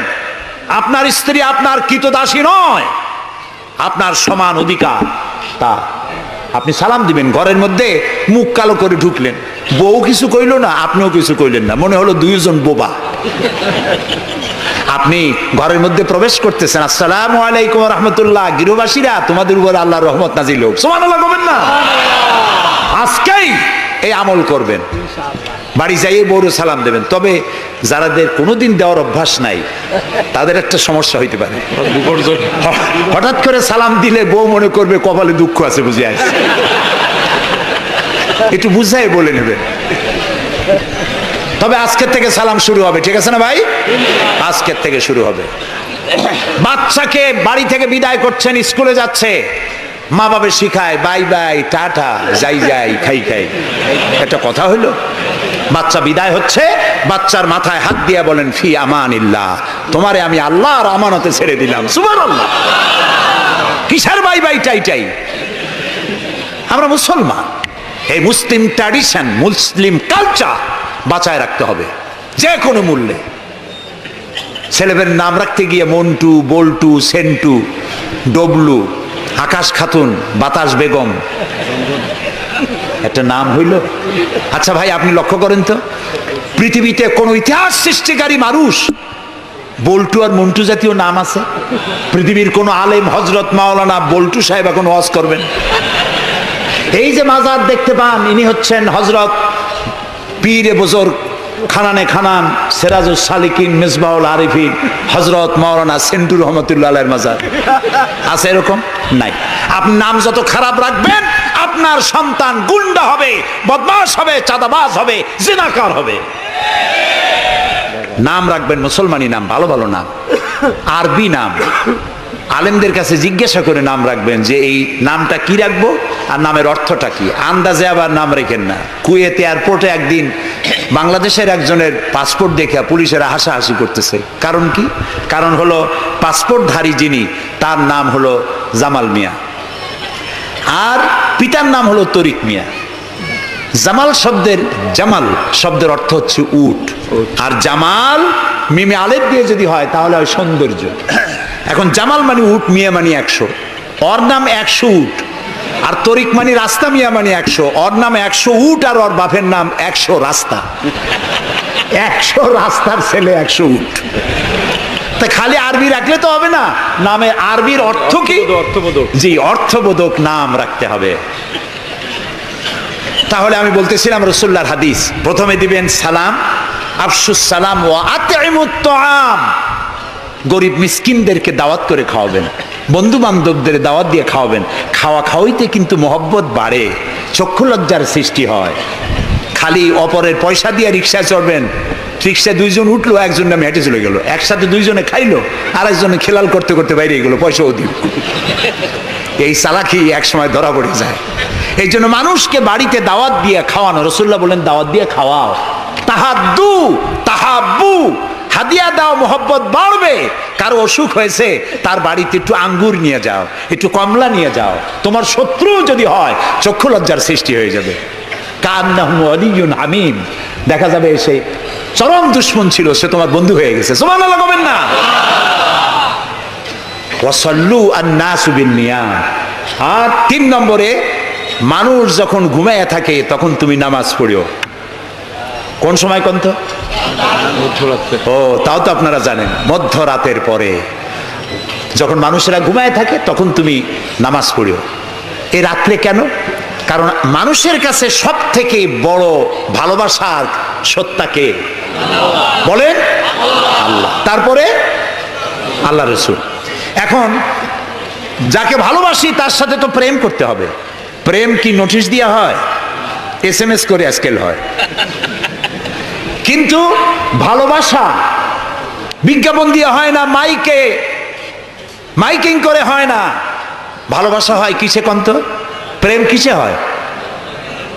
লজ্জা করে বলতে, করছেন তো এক সময়।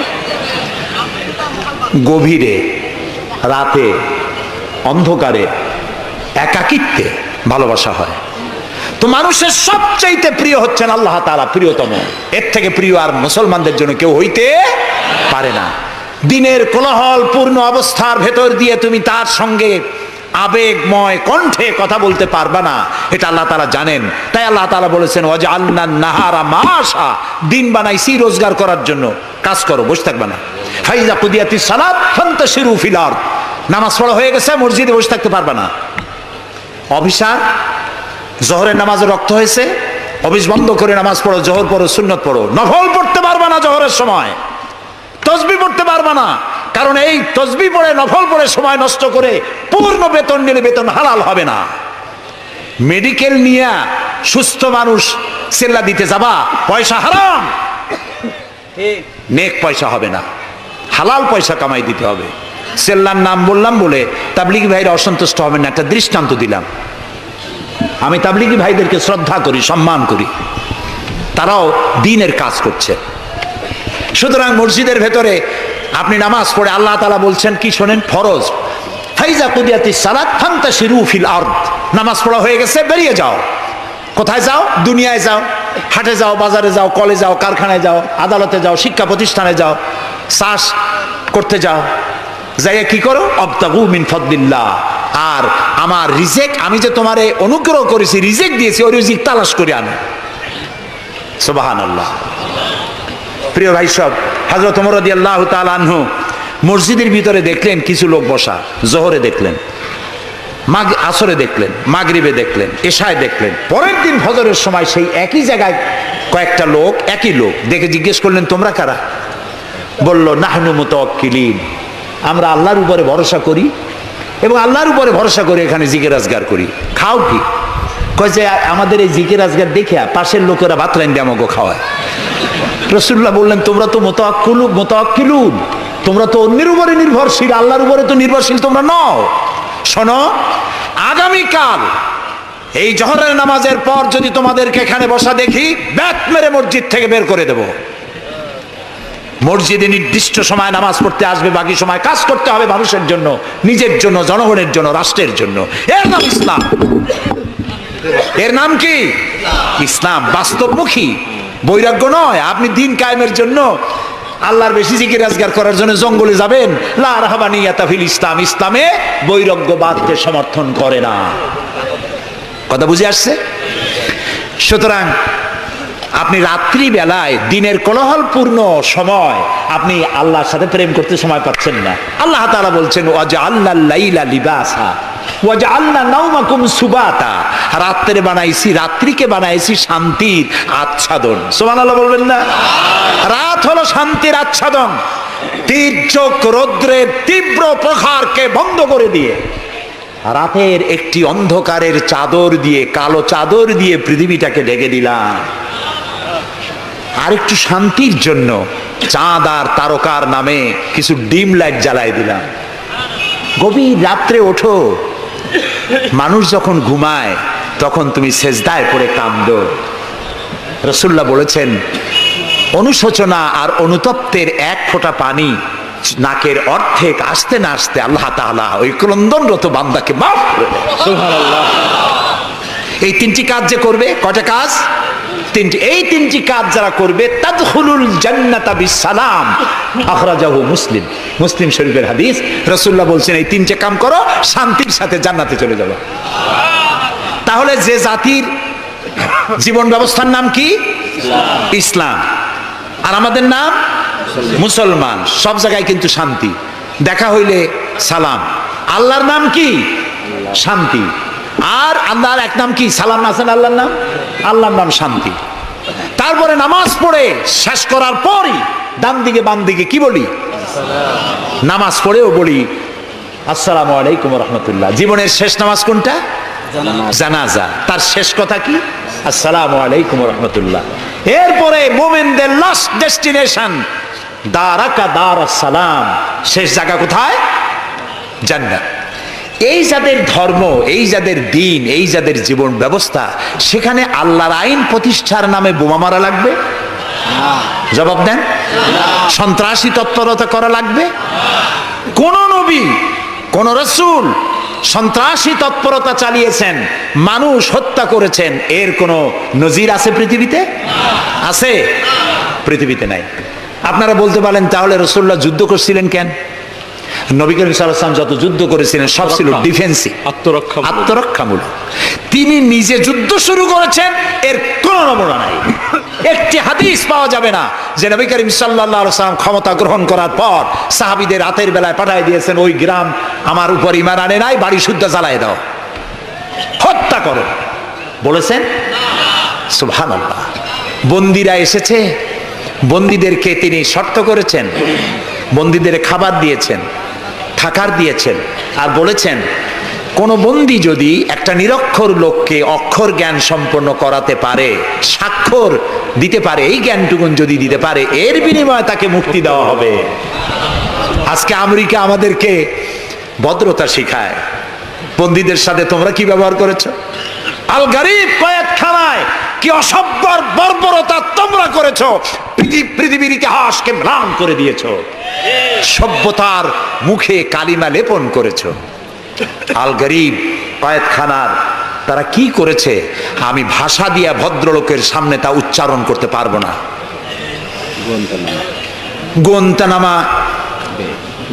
গোয়েন্তানামা বেতে, যেটা পৃথিবীর নরক বলা যায়, পৃথিবীর জাহান্নাম, মুসলমান কয়েদিদের সামনে কোরআন শরীফ খুলে কোরআনের উপরে পেশাব করেছে তারা।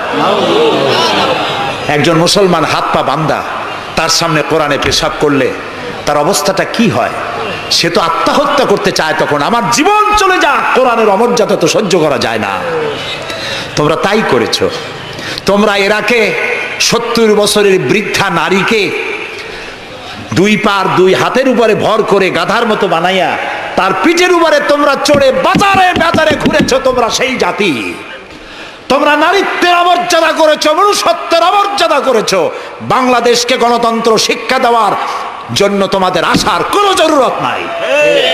গণতন্ত্র আমাদের কাছ থেকে শিখে যাও, সভ্যতা ভদ্রতা আমার দেশ থেকে শিখে যাও। তোমরা সাম্প্রদায়িক সম্প্রীতির কথা বলো, আমার দেশ থেকে শেখো। আমার দেশের হিন্দুরা রোজার মাসে মসজিদের পাশে যত মণ্ডপ ছিল, মাগরিবের আজানের সময় কেউ ঢোল বাজায় নাই, মাইক বাজায় নাই, ঠিক না? আমার দেশের মুসলমানেরা তাদের সারাদিন রোজা রেখে তাদের গান বাজনা চিৎকারে কান অস্থির হয়েছে, কিন্তু কেউ যে বলে নাই যে ঢোল বাজাইতে পারবে না, গান গাইতে পারবে না, বলেছে কেউ? সাম্প্রদায়িক সম্প্রীতি এখানে তোমরা খুঁজে বেড়াও, যেখানে সম্প্রীতি নাই। কোথায় সাম্প্রদায়িক সম্প্রীতি নাই? সব জায়গায় সাম্প্রদায়িক সম্প্রীতি। সব থেকে পৃথিবীর মধ্যে বাংলাদেশে সাম্প্রদায়িক সম্প্রীতি সব থেকে বেশি। দেশের বদনাম বিদেশে গিয়ে এত বলে মানুষ, চিন্তা করতেও কষ্ট হয়। এখন ধোঁয়া তুলেছে দ্রব্য মূল্যের জ্বালায় বাংলাদেশ নাকি শেষ। আচ্ছা ভাইরা, দ্রব্য মূল্য পৃথিবীতে কোথায় না বেড়েছে? তবে আমাকে বলতে হবে, দ্রব্য মূল্যের কারণে বরিশালে না খাইয়া মরছে কয়জন? আমি আপনার কাছে হিসাব চাই, বলেন। মরেছে একজনও? বাংলাদেশে মরছে একজনও? দ্রব্য মূল্য বাড়তে পারে, কিন্তু ক্রয় ক্ষমতাও তো বেড়েছে মানুষের, আলহামদুলিল্লাহ বলেন। আমি তো সেদিন আমার পিরোজপুরে দেখলাম এক রিক্সাওয়ালা, তার বাড়িতে সামিয়ানা টানানো। আমি জিজ্ঞেস করলাম, এই বাড়িতে কি বিয়ে নাকি? বললো যে একটা রিক্সাওয়ালা অমুক, তারা চিনলাম, তার বাড়িতে বিয়া। সে বিবাহের জন্য পাড়েরহাট বাজার থেকে, ডেকোরেটর থেকে জন্য সরকার টাকা পৌঁছে দিয়েছে। যদি 4-5 বছর আগে সে কত পাইতো, আর এখন কত পায়? সেটাই কথা। 1 টাকা যখন চাউলের সেট ছিল তখন মানুষ না খেয়ে মরতো, এখন 20-22 টাকা, তা তো না খেয়ে মরছে না। আলহামদুলিল্লাহ বলে, আলহামদুলিল্লাহ বলে। সুতরাং এই সব বাজে কথা বলে মানুষকে বিভ্রান্ত করার কোনো সুযোগ নাই। যাক, এটা আমার পয়েন্ট না। আমার পয়েন্ট ছিল আল্লাহর আইন প্রতিষ্ঠার জন্য বোমা মারা, সন্ত্রাসী তৎপরতার কোনো সুযোগ নাই। আজকে যারা বোমা মারতেছে, এই যে ঝালকাঠি মারলো না, কয়জন মারছে? 2 জন। যেটা মারলো এইখানে বসে তারে পুলিশে ইন্ট্রোগেশন করতেছিল। ইন্ট্রোগেট করার সময় তারে জিজ্ঞেস করলো, তুমি মারলা কেন? কয় যে আমি আল্লাহর আইন প্রতিষ্ঠা করতে চাই। সে আল্লাহর আইনের বিরুদ্ধে অবস্থান নিয়েছে, বিচার করে, সেই জন্য তারে মারছি। আচ্ছা, বিচারকরা কি আইন তৈরি করে? জবাব না দিলে বুঝবো কি আমি? আপনারা সবাই শিক্ষিত, সিটি কর্পোরেশনের লোক, জবাব দিবেন ঠাস ঠাস করে পুরুষের মতো। বিচারকরা আইন বানায়? তৈরি করা আইনের উপরে তারা ডিসিশন দেন। এই যে আইনজীবী 2 জন 2 পাশে আমার বসে আছে, ওনরা যে পার্লামেন্টের মেম্বার, আদালতে এই জন্য এমপি কে দেখাই দেয়। জি, তো এই যে 2 জন আইনজীবী বসে আছেন আমার পাশে, ওনরা প্রতিষ্ঠিত আইনের উপরে ওনরা আর্গুমেন্ট করেন। আমার দেশে যত আইন আছে, সিভিল ল যেটা, সেখানে তো ইসলামী আইন আছে, আছে না বললেন কেন? আন্দাজে সিভিল ল এর মধ্যে আছে, ক্রিমিনাল ল এর মধ্যে কিছুটা নাই, কিন্তু সিভিল ল এর মধ্যে আছে। মুসলিম পারিবারিক আইন, এটা তো আছেই। সুতরাং বিচারক মারা, আইনজীবী মারা। এরপর বললো, আচ্ছা তুমি যদি এখন মরো, কয় যে আমি তো শহীদ হয়ে যাবো। আরে উল্লুক, তুমি শহীদ হবা কেমনে? তুমি তো মানুষ খুন করে আসছো, তোর তো জাহান্নামে যাওয়া লাগবে। চট্টগ্রামে যে মারলো, মা বোমা মারতে গিয়ে 2টা হাত গেছে, 2টা পা চলে গেছে। তারপরে তাকে হসপিটালে নেওয়া হয়েছে, পানি চাইছে, এক নার্স পানি দিয়েছে বাম হাত দিয়ে। সে কয় যে বাম হাতে পানি খাবো না। তুই মুসলমান? কয় যে নার্স বলছে আমি মুসলমান। বাম হাত দিয়ে পানি দিলা কেন? আমি তো মুসলমান, ডানের দিয়ে পানি দাও। আমি শুনিয়া পরে এক বক্তৃতা বললাম যে হালকা। আসছে মানুষ খুন করিয়া ও এখন বাম হাত আর ডাইন হাত তালাশ করে। একজনের নাকি মোষ ছিল খুব বড়, আছে না এরকম কিছু মোষওয়ালা, বড় মোষ, ঠোঁট ঠোঁট ঢাকা। কিছু কবি বুদ্ধিজীবী এরা কোন রকম বুদ্ধিজীবী হইতে চাইলে এরকম একটু মোষ টোষ বড় থাকা লাগে, চুল টুল বড় না। চুল টুল 5-6 মাস কামায় না, এরকম একটা অবস্থা। আর মাথাটা ইন্টারন্যাশনাল এয়ারপোর্ট, চুল টুল নাই, স্টেডিয়ামের মতো, চতুর্দিকে কিছু দর্শক আছে, মাঝখানে খালি। তো এইরকমের একজন মোষওয়ালা, ঘন মোষ, এত বেশি মোষ যে টর্চ মারিয়াও বোঝা যায় না যে লোকটা হাসে না কান্দে। ওই রকম এক মোষওয়ালা লোকের মদ খাওয়ার অভ্যাস ছিল। মদের গ্লাস বাম হাতে আর ডান হাত দিয়ে মোষগুলো উঁচু করিয়া বাম হাত দিয়ে মদ খাইতেছে বহুত কষ্ট করে। একজন জিজ্ঞেস করলো, ভাই তুমি মদ খাওয়াতে এত কষ্ট করতেছো কেন? ঢকঢক করে গিললেই তো হয়, মোষগুলো উঁচু করে নেছো। কয় যে ভাই, হজরত ওলামায়ে কেরামের মুখে শুনছি পানি টানি কিছু খাইতে গেলে মোষ লাগলে মাকরু হয়। ও খাইতেছে মদ, ও মানুষ খুন করে আসছে আর ও বলতেছে যে আমি বাম হাতের পানি খাবো না। বেটা তুই জাহান্নামে যাবি। আল্লাহ তাআলা বলেছেন, ওমাই ইয়াকতুল মুমিনান মুতাআম্মিদান ফাজাযাউহু জাহান্নাম খালিদান ফিহা ওয়া গাদাবাল্লাহু আলাইহি ওয়া লানাহু ওয়া আ'আদ্দা লাহু আযাবান আযীমা। আল্লাহ তাআলা বলেছেন, যে ব্যক্তি কোনো মানুষ হত্যা করে, মুমিন হত্যা করে ইচ্ছে করে, তার একমাত্র শাস্তি হলো জাহান্নাম। কে বলতেছে? আল্লাহ তাআলা। জাহান্নাম এবং আল্লাহ লানত, এবং চিরকাল সে জাহান্নামে থাকবে। আল্লাহ তাআলা আরো বলছেন, ওমান কাতালা নাফসান বিগাইরি নাফসিন আও ফাসাদিন ফিল আরদ ফাকান্নামা কাতালান নাসা জামিআ। যদি বিচারকরা বিচারের মাধ্যমে কাউকে মৃত্যুদণ্ড না দেয়, এরকম কোন মানুষকে কেউ যদি হত্যা করে, সে একটি মানুষ হত্যা করলো না, সে যেন বিশ্বের সমগ্র মানব গোষ্ঠীকে হত্যা করলো। একটা মানুষ হত্যা করার অপরাধ হচ্ছে বিশ্বের সব মানুষ হত্যা করার সমান। ওমান আহিয়াহা, আর কেউ যদি একটি মানুষকে বেঁচে থাকার সুযোগ করে দিল, ফাকান্নামা আহিয়ান নাসা জামিয়া, সে যেন সারা পৃথিবীর মানুষগুলিকে বেঁচে থাকার জন্য সুযোগ করে দিল। যারা মানুষ হত্যা করে তাদের শাস্তি কি? আল্লাহ তাআলা বলছেন, ইন্নামা জাযাউল লাযীনা ইউহারিবুনাল্লাহ ওয়া রাসূলাহু ওয়া ইয়াসআউনা ফিল আরদি ফাসাদান। যারা আল্লাহর এই জমিনে বিপর্যয় সৃষ্টি করতে চায়, সন্ত্রাস সৃষ্টি করতে চায়, তাদের জন্য 4 প্রকার শাস্তি। কয় প্রকার শাস্তি? কে বলতেছে? যারা বোমা মারে, যারা গ্রেনেড হামলা করে, যারা মানুষ হত্যা করে, যারা শান্তিপূর্ণ সমাজের উপরে সমাজকে বিশৃঙ্খলা সৃষ্টি করতে চায়, আল্লাহ তাআলা তাদের জন্য 4 প্রকারের শাস্তি নির্ধারণ করেছেন। আইয়ুকাত্তালু, তাদেরকে হত্যা করো, আও ইউসাল্লাবু, অথবা তাদেরকে শূল দণ্ডে দিয়ে দাও, আও তুকাত্তা আইদিয়াহুম ওয়া আরজুলিহিম, অথবা তাদের ডান হাত আর বাম হাত উল্টা কেটে দাও। হয় প্রথমে ডান, পরে বাম পা, বাম হাত ডান পা, একটার উল্টা আর একটা কাটো। চতুর্থ, আও ইয়ানফাউ মিনাল আরদ, অথবা দেশ থেকে বহিষ্কার করে দাও। সুতরাং আজকে যারা সন্ত্রাসী তৎপরতা চালাচ্ছে, তাদের সাথে ইসলামের কোনো সম্পর্ক নাই। পত্রিকার মাধ্যমে, এক শ্রেণীর সাংবাদিকতার মাধ্যমে, এক শ্রেণীর ধর্মনিরপেক্ষ রাজনীতিবিদরা এই সমস্ত সন্ত্রাসের দোষ আলেমদের মাথায় উঠায় দিতে চেয়েছিল। আল্লাহ আমাদের রক্ষা করেছে, আলহামদুলিল্লাহ। বাংলাদেশের সমস্ত মসজিদ, মাদ্রাসার ইমাম, শিক্ষক, আলেম, ওলামা, পীর, বুজুর্গ সব ময়দানে নেমে পড়ে প্রতিবাদ জানিয়েছে, ইসলামের সাথে এর কোনো সম্পর্ক নাই, সম্পর্ক থাকতে পারে না। বিদায় হজে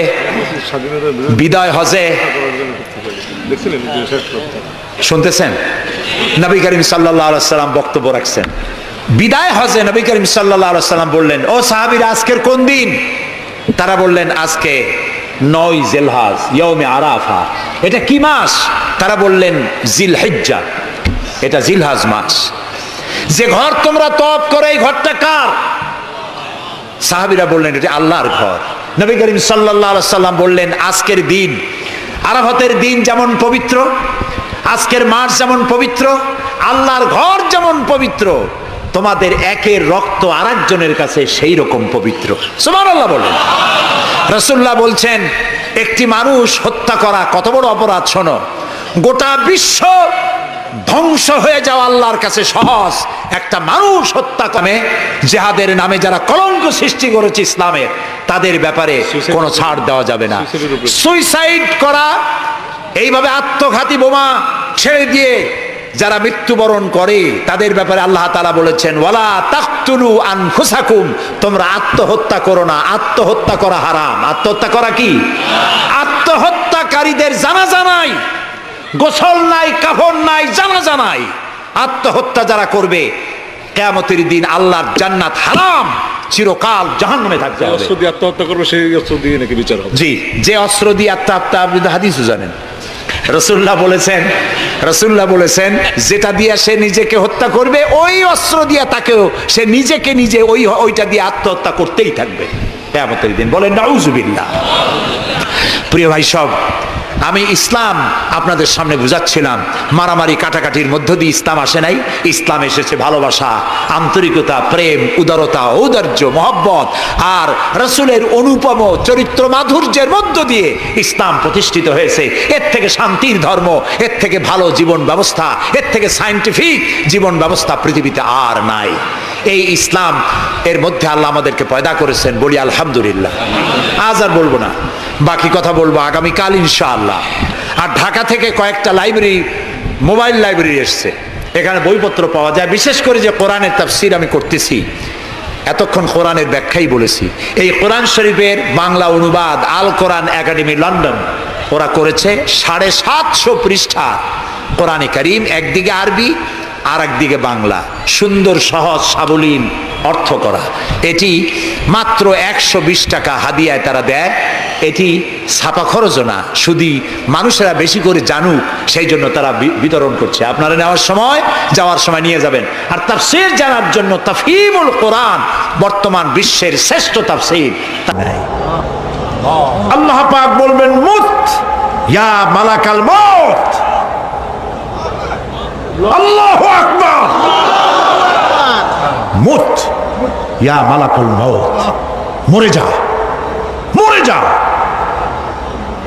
মালাকাল মউত মরে চলে যাবে, এরপরে আর কেউ নাই। আল্লাহ রাব্বুল আলামিন এই অবস্থায় কত বছর কত কাল চলে যাবে আল্লাহ পাক ভালো জানেন, কেউ নাই।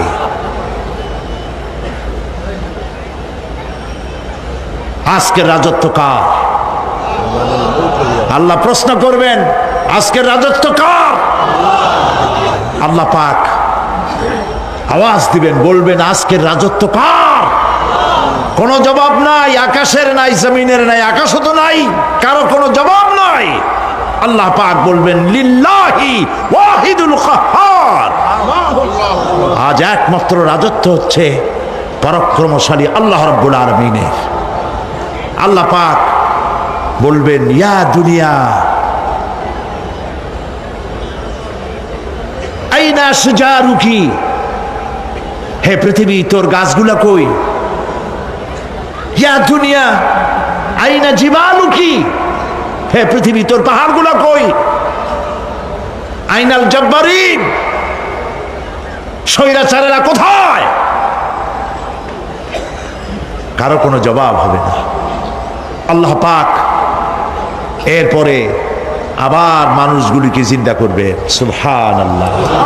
ওয়াইজাল কুবুরু বু'সিরাত, যা কিছু মাটির মধ্যে লুক্কায়িত ছিল সবগুলি আল্লাহ পাক বের করে নিয়ে আসবেন। হাসরের ময়দান হবে, উপস্থিত হবে সমস্ত মানুষ, কেউ পলায় থাকতে পারবে না কোথাও। কুমিরে যারে খাইছে, বাঘে যারে খেয়েছে, আগুনে যারে পোড়াইছে, পানিতে যে পচে গেছে, পোকামাকড়ে যারা খেয়েছে, কোনো পথ নাই। সবাই আল্লাহর দরবারে উঠবে।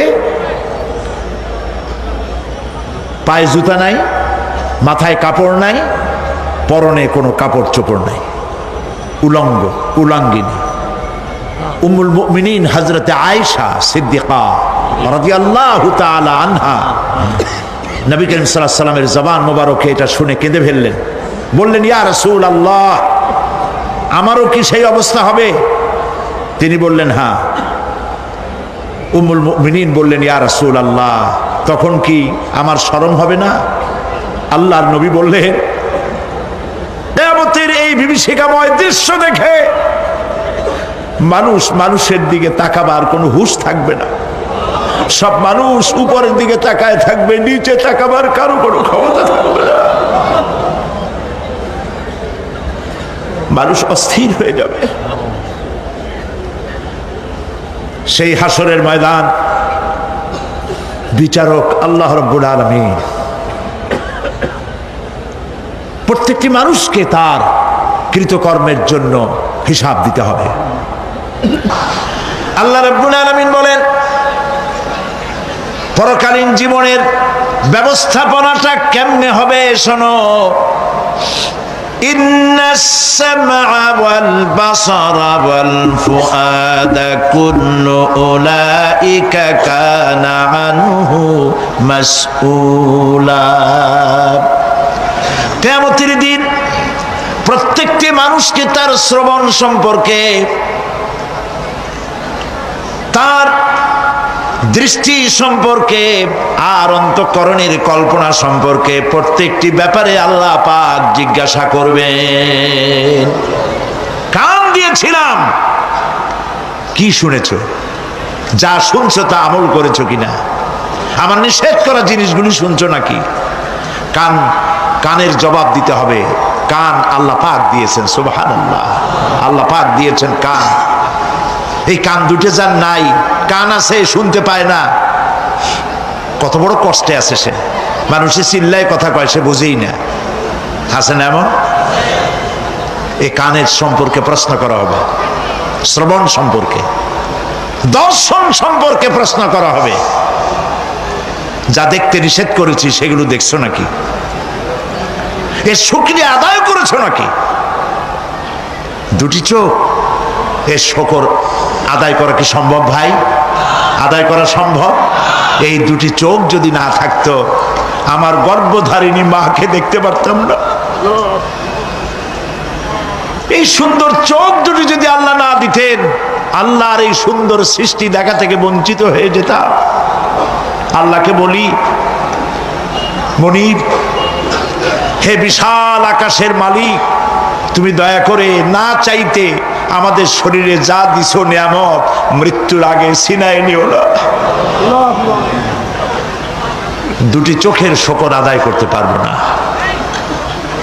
চোখের মধ্যে পানি আছে, কান্নার পানি না, সব সময় চোখে পানি আছে। চোখে আমরা পলক দেই না? কত কুদরত আল্লাহ পাকে। এই পৃথিবীতে দিনে রাতে অসংখ্য পলুয়েশন, রোগ জীবাণু সমানে উঠতেছে। এখন যদি মাইক্রোস্কোপ যন্ত্র এখানে থাকতো, তাহলে দেখতেন এই পরিবেশটা কত দূষিত, কত পলিউশন, কত জাম। এগুলি নাকের মধ্য দিয়ে পেটে যাচ্ছে, চোখের মধ্যে ঢুকতেছে। ক্রমাগত চোখের ভিতরে ধুলাবালি ঢুকবে, আর পরিষ্কারের কোনো ব্যবস্থা যদি না করা হয়, চোখের দৃষ্টি নষ্ট হয়ে যেতে পারে। এই জন্য আল্লাহ রাব্বুল আলামিন চোখের ভিতরে মেডিসিন রূপী এক প্রকারের পানি রেখেছেন, আর অটোমেটিক চোখের পাতা ওঠানামা করে প্রতি মুহূর্তে চোখকে ক্লিন করে দিতেছে। এই চোখ সম্পর্কে আল্লাহ রাব্বুল আলামিন প্রশ্ন করবেন, অন্তঃকরণ সম্পর্কে প্রশ্ন করবেন। জবাব দেওয়া সেদিন বড়ই কঠিন হয়ে যাবে। এই জন্য আল্লাহ রাব্বুল আলামিন দুনিয়াবাসীকে সতর্ক করে দিচ্ছেন। এই রেকর্ড তার সামনে আল্লাহ পাক বলেন, একটা কিতাব ওপেন করে দেব, তারপরে বলা হবে, ইকরা কিতাবাকা কাফা বিনাফসিকাল ইয়াউমা আলাইকা হাসিবা। তাকে বলা হবে, নিজের কর্মলিপি পড়ে দেখো, আজ তুমি নিজেই নিজের হিসাবের জন্য যথেষ্ট। পড়ো। কোথায় যাবা? জাহান্নামে যাবা না বেহেশতে যাবা? তুমি নিজেই তোমার হিসাব করার জন্য যথেষ্ট। সুবহানাল্লাহ। সেদিন কোনো সাহায্যকারী পাওয়া যাবে না, ওকালতি করার জন্য কাউকে পাওয়া যাবে না। বিশ্বাস করুন, বিশ্বাস করুন, কোন পীর সাহেব, কোন খাজা বাবা কিয়ামতের দিন আপনার আমার উপকারে আসবে না, আসবে না, আসবে না।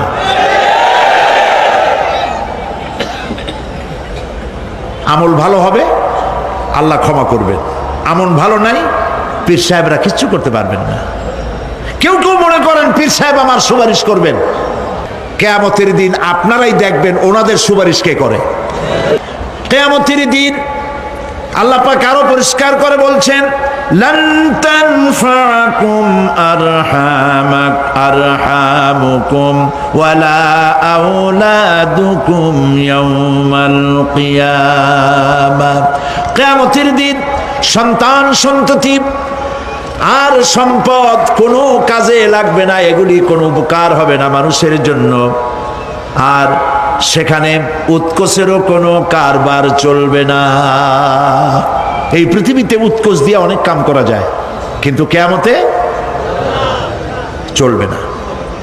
আল ইয়াউমা লা ইয়ানফাউ মালুন ওয়ালা বানুন। সুবহানাল্লাহ, সুবহানাল্লাহ। যেখানে কিয়ামতের দিন ধন, সন্তান, সন্ততি কোনো কাজে লাগবে না।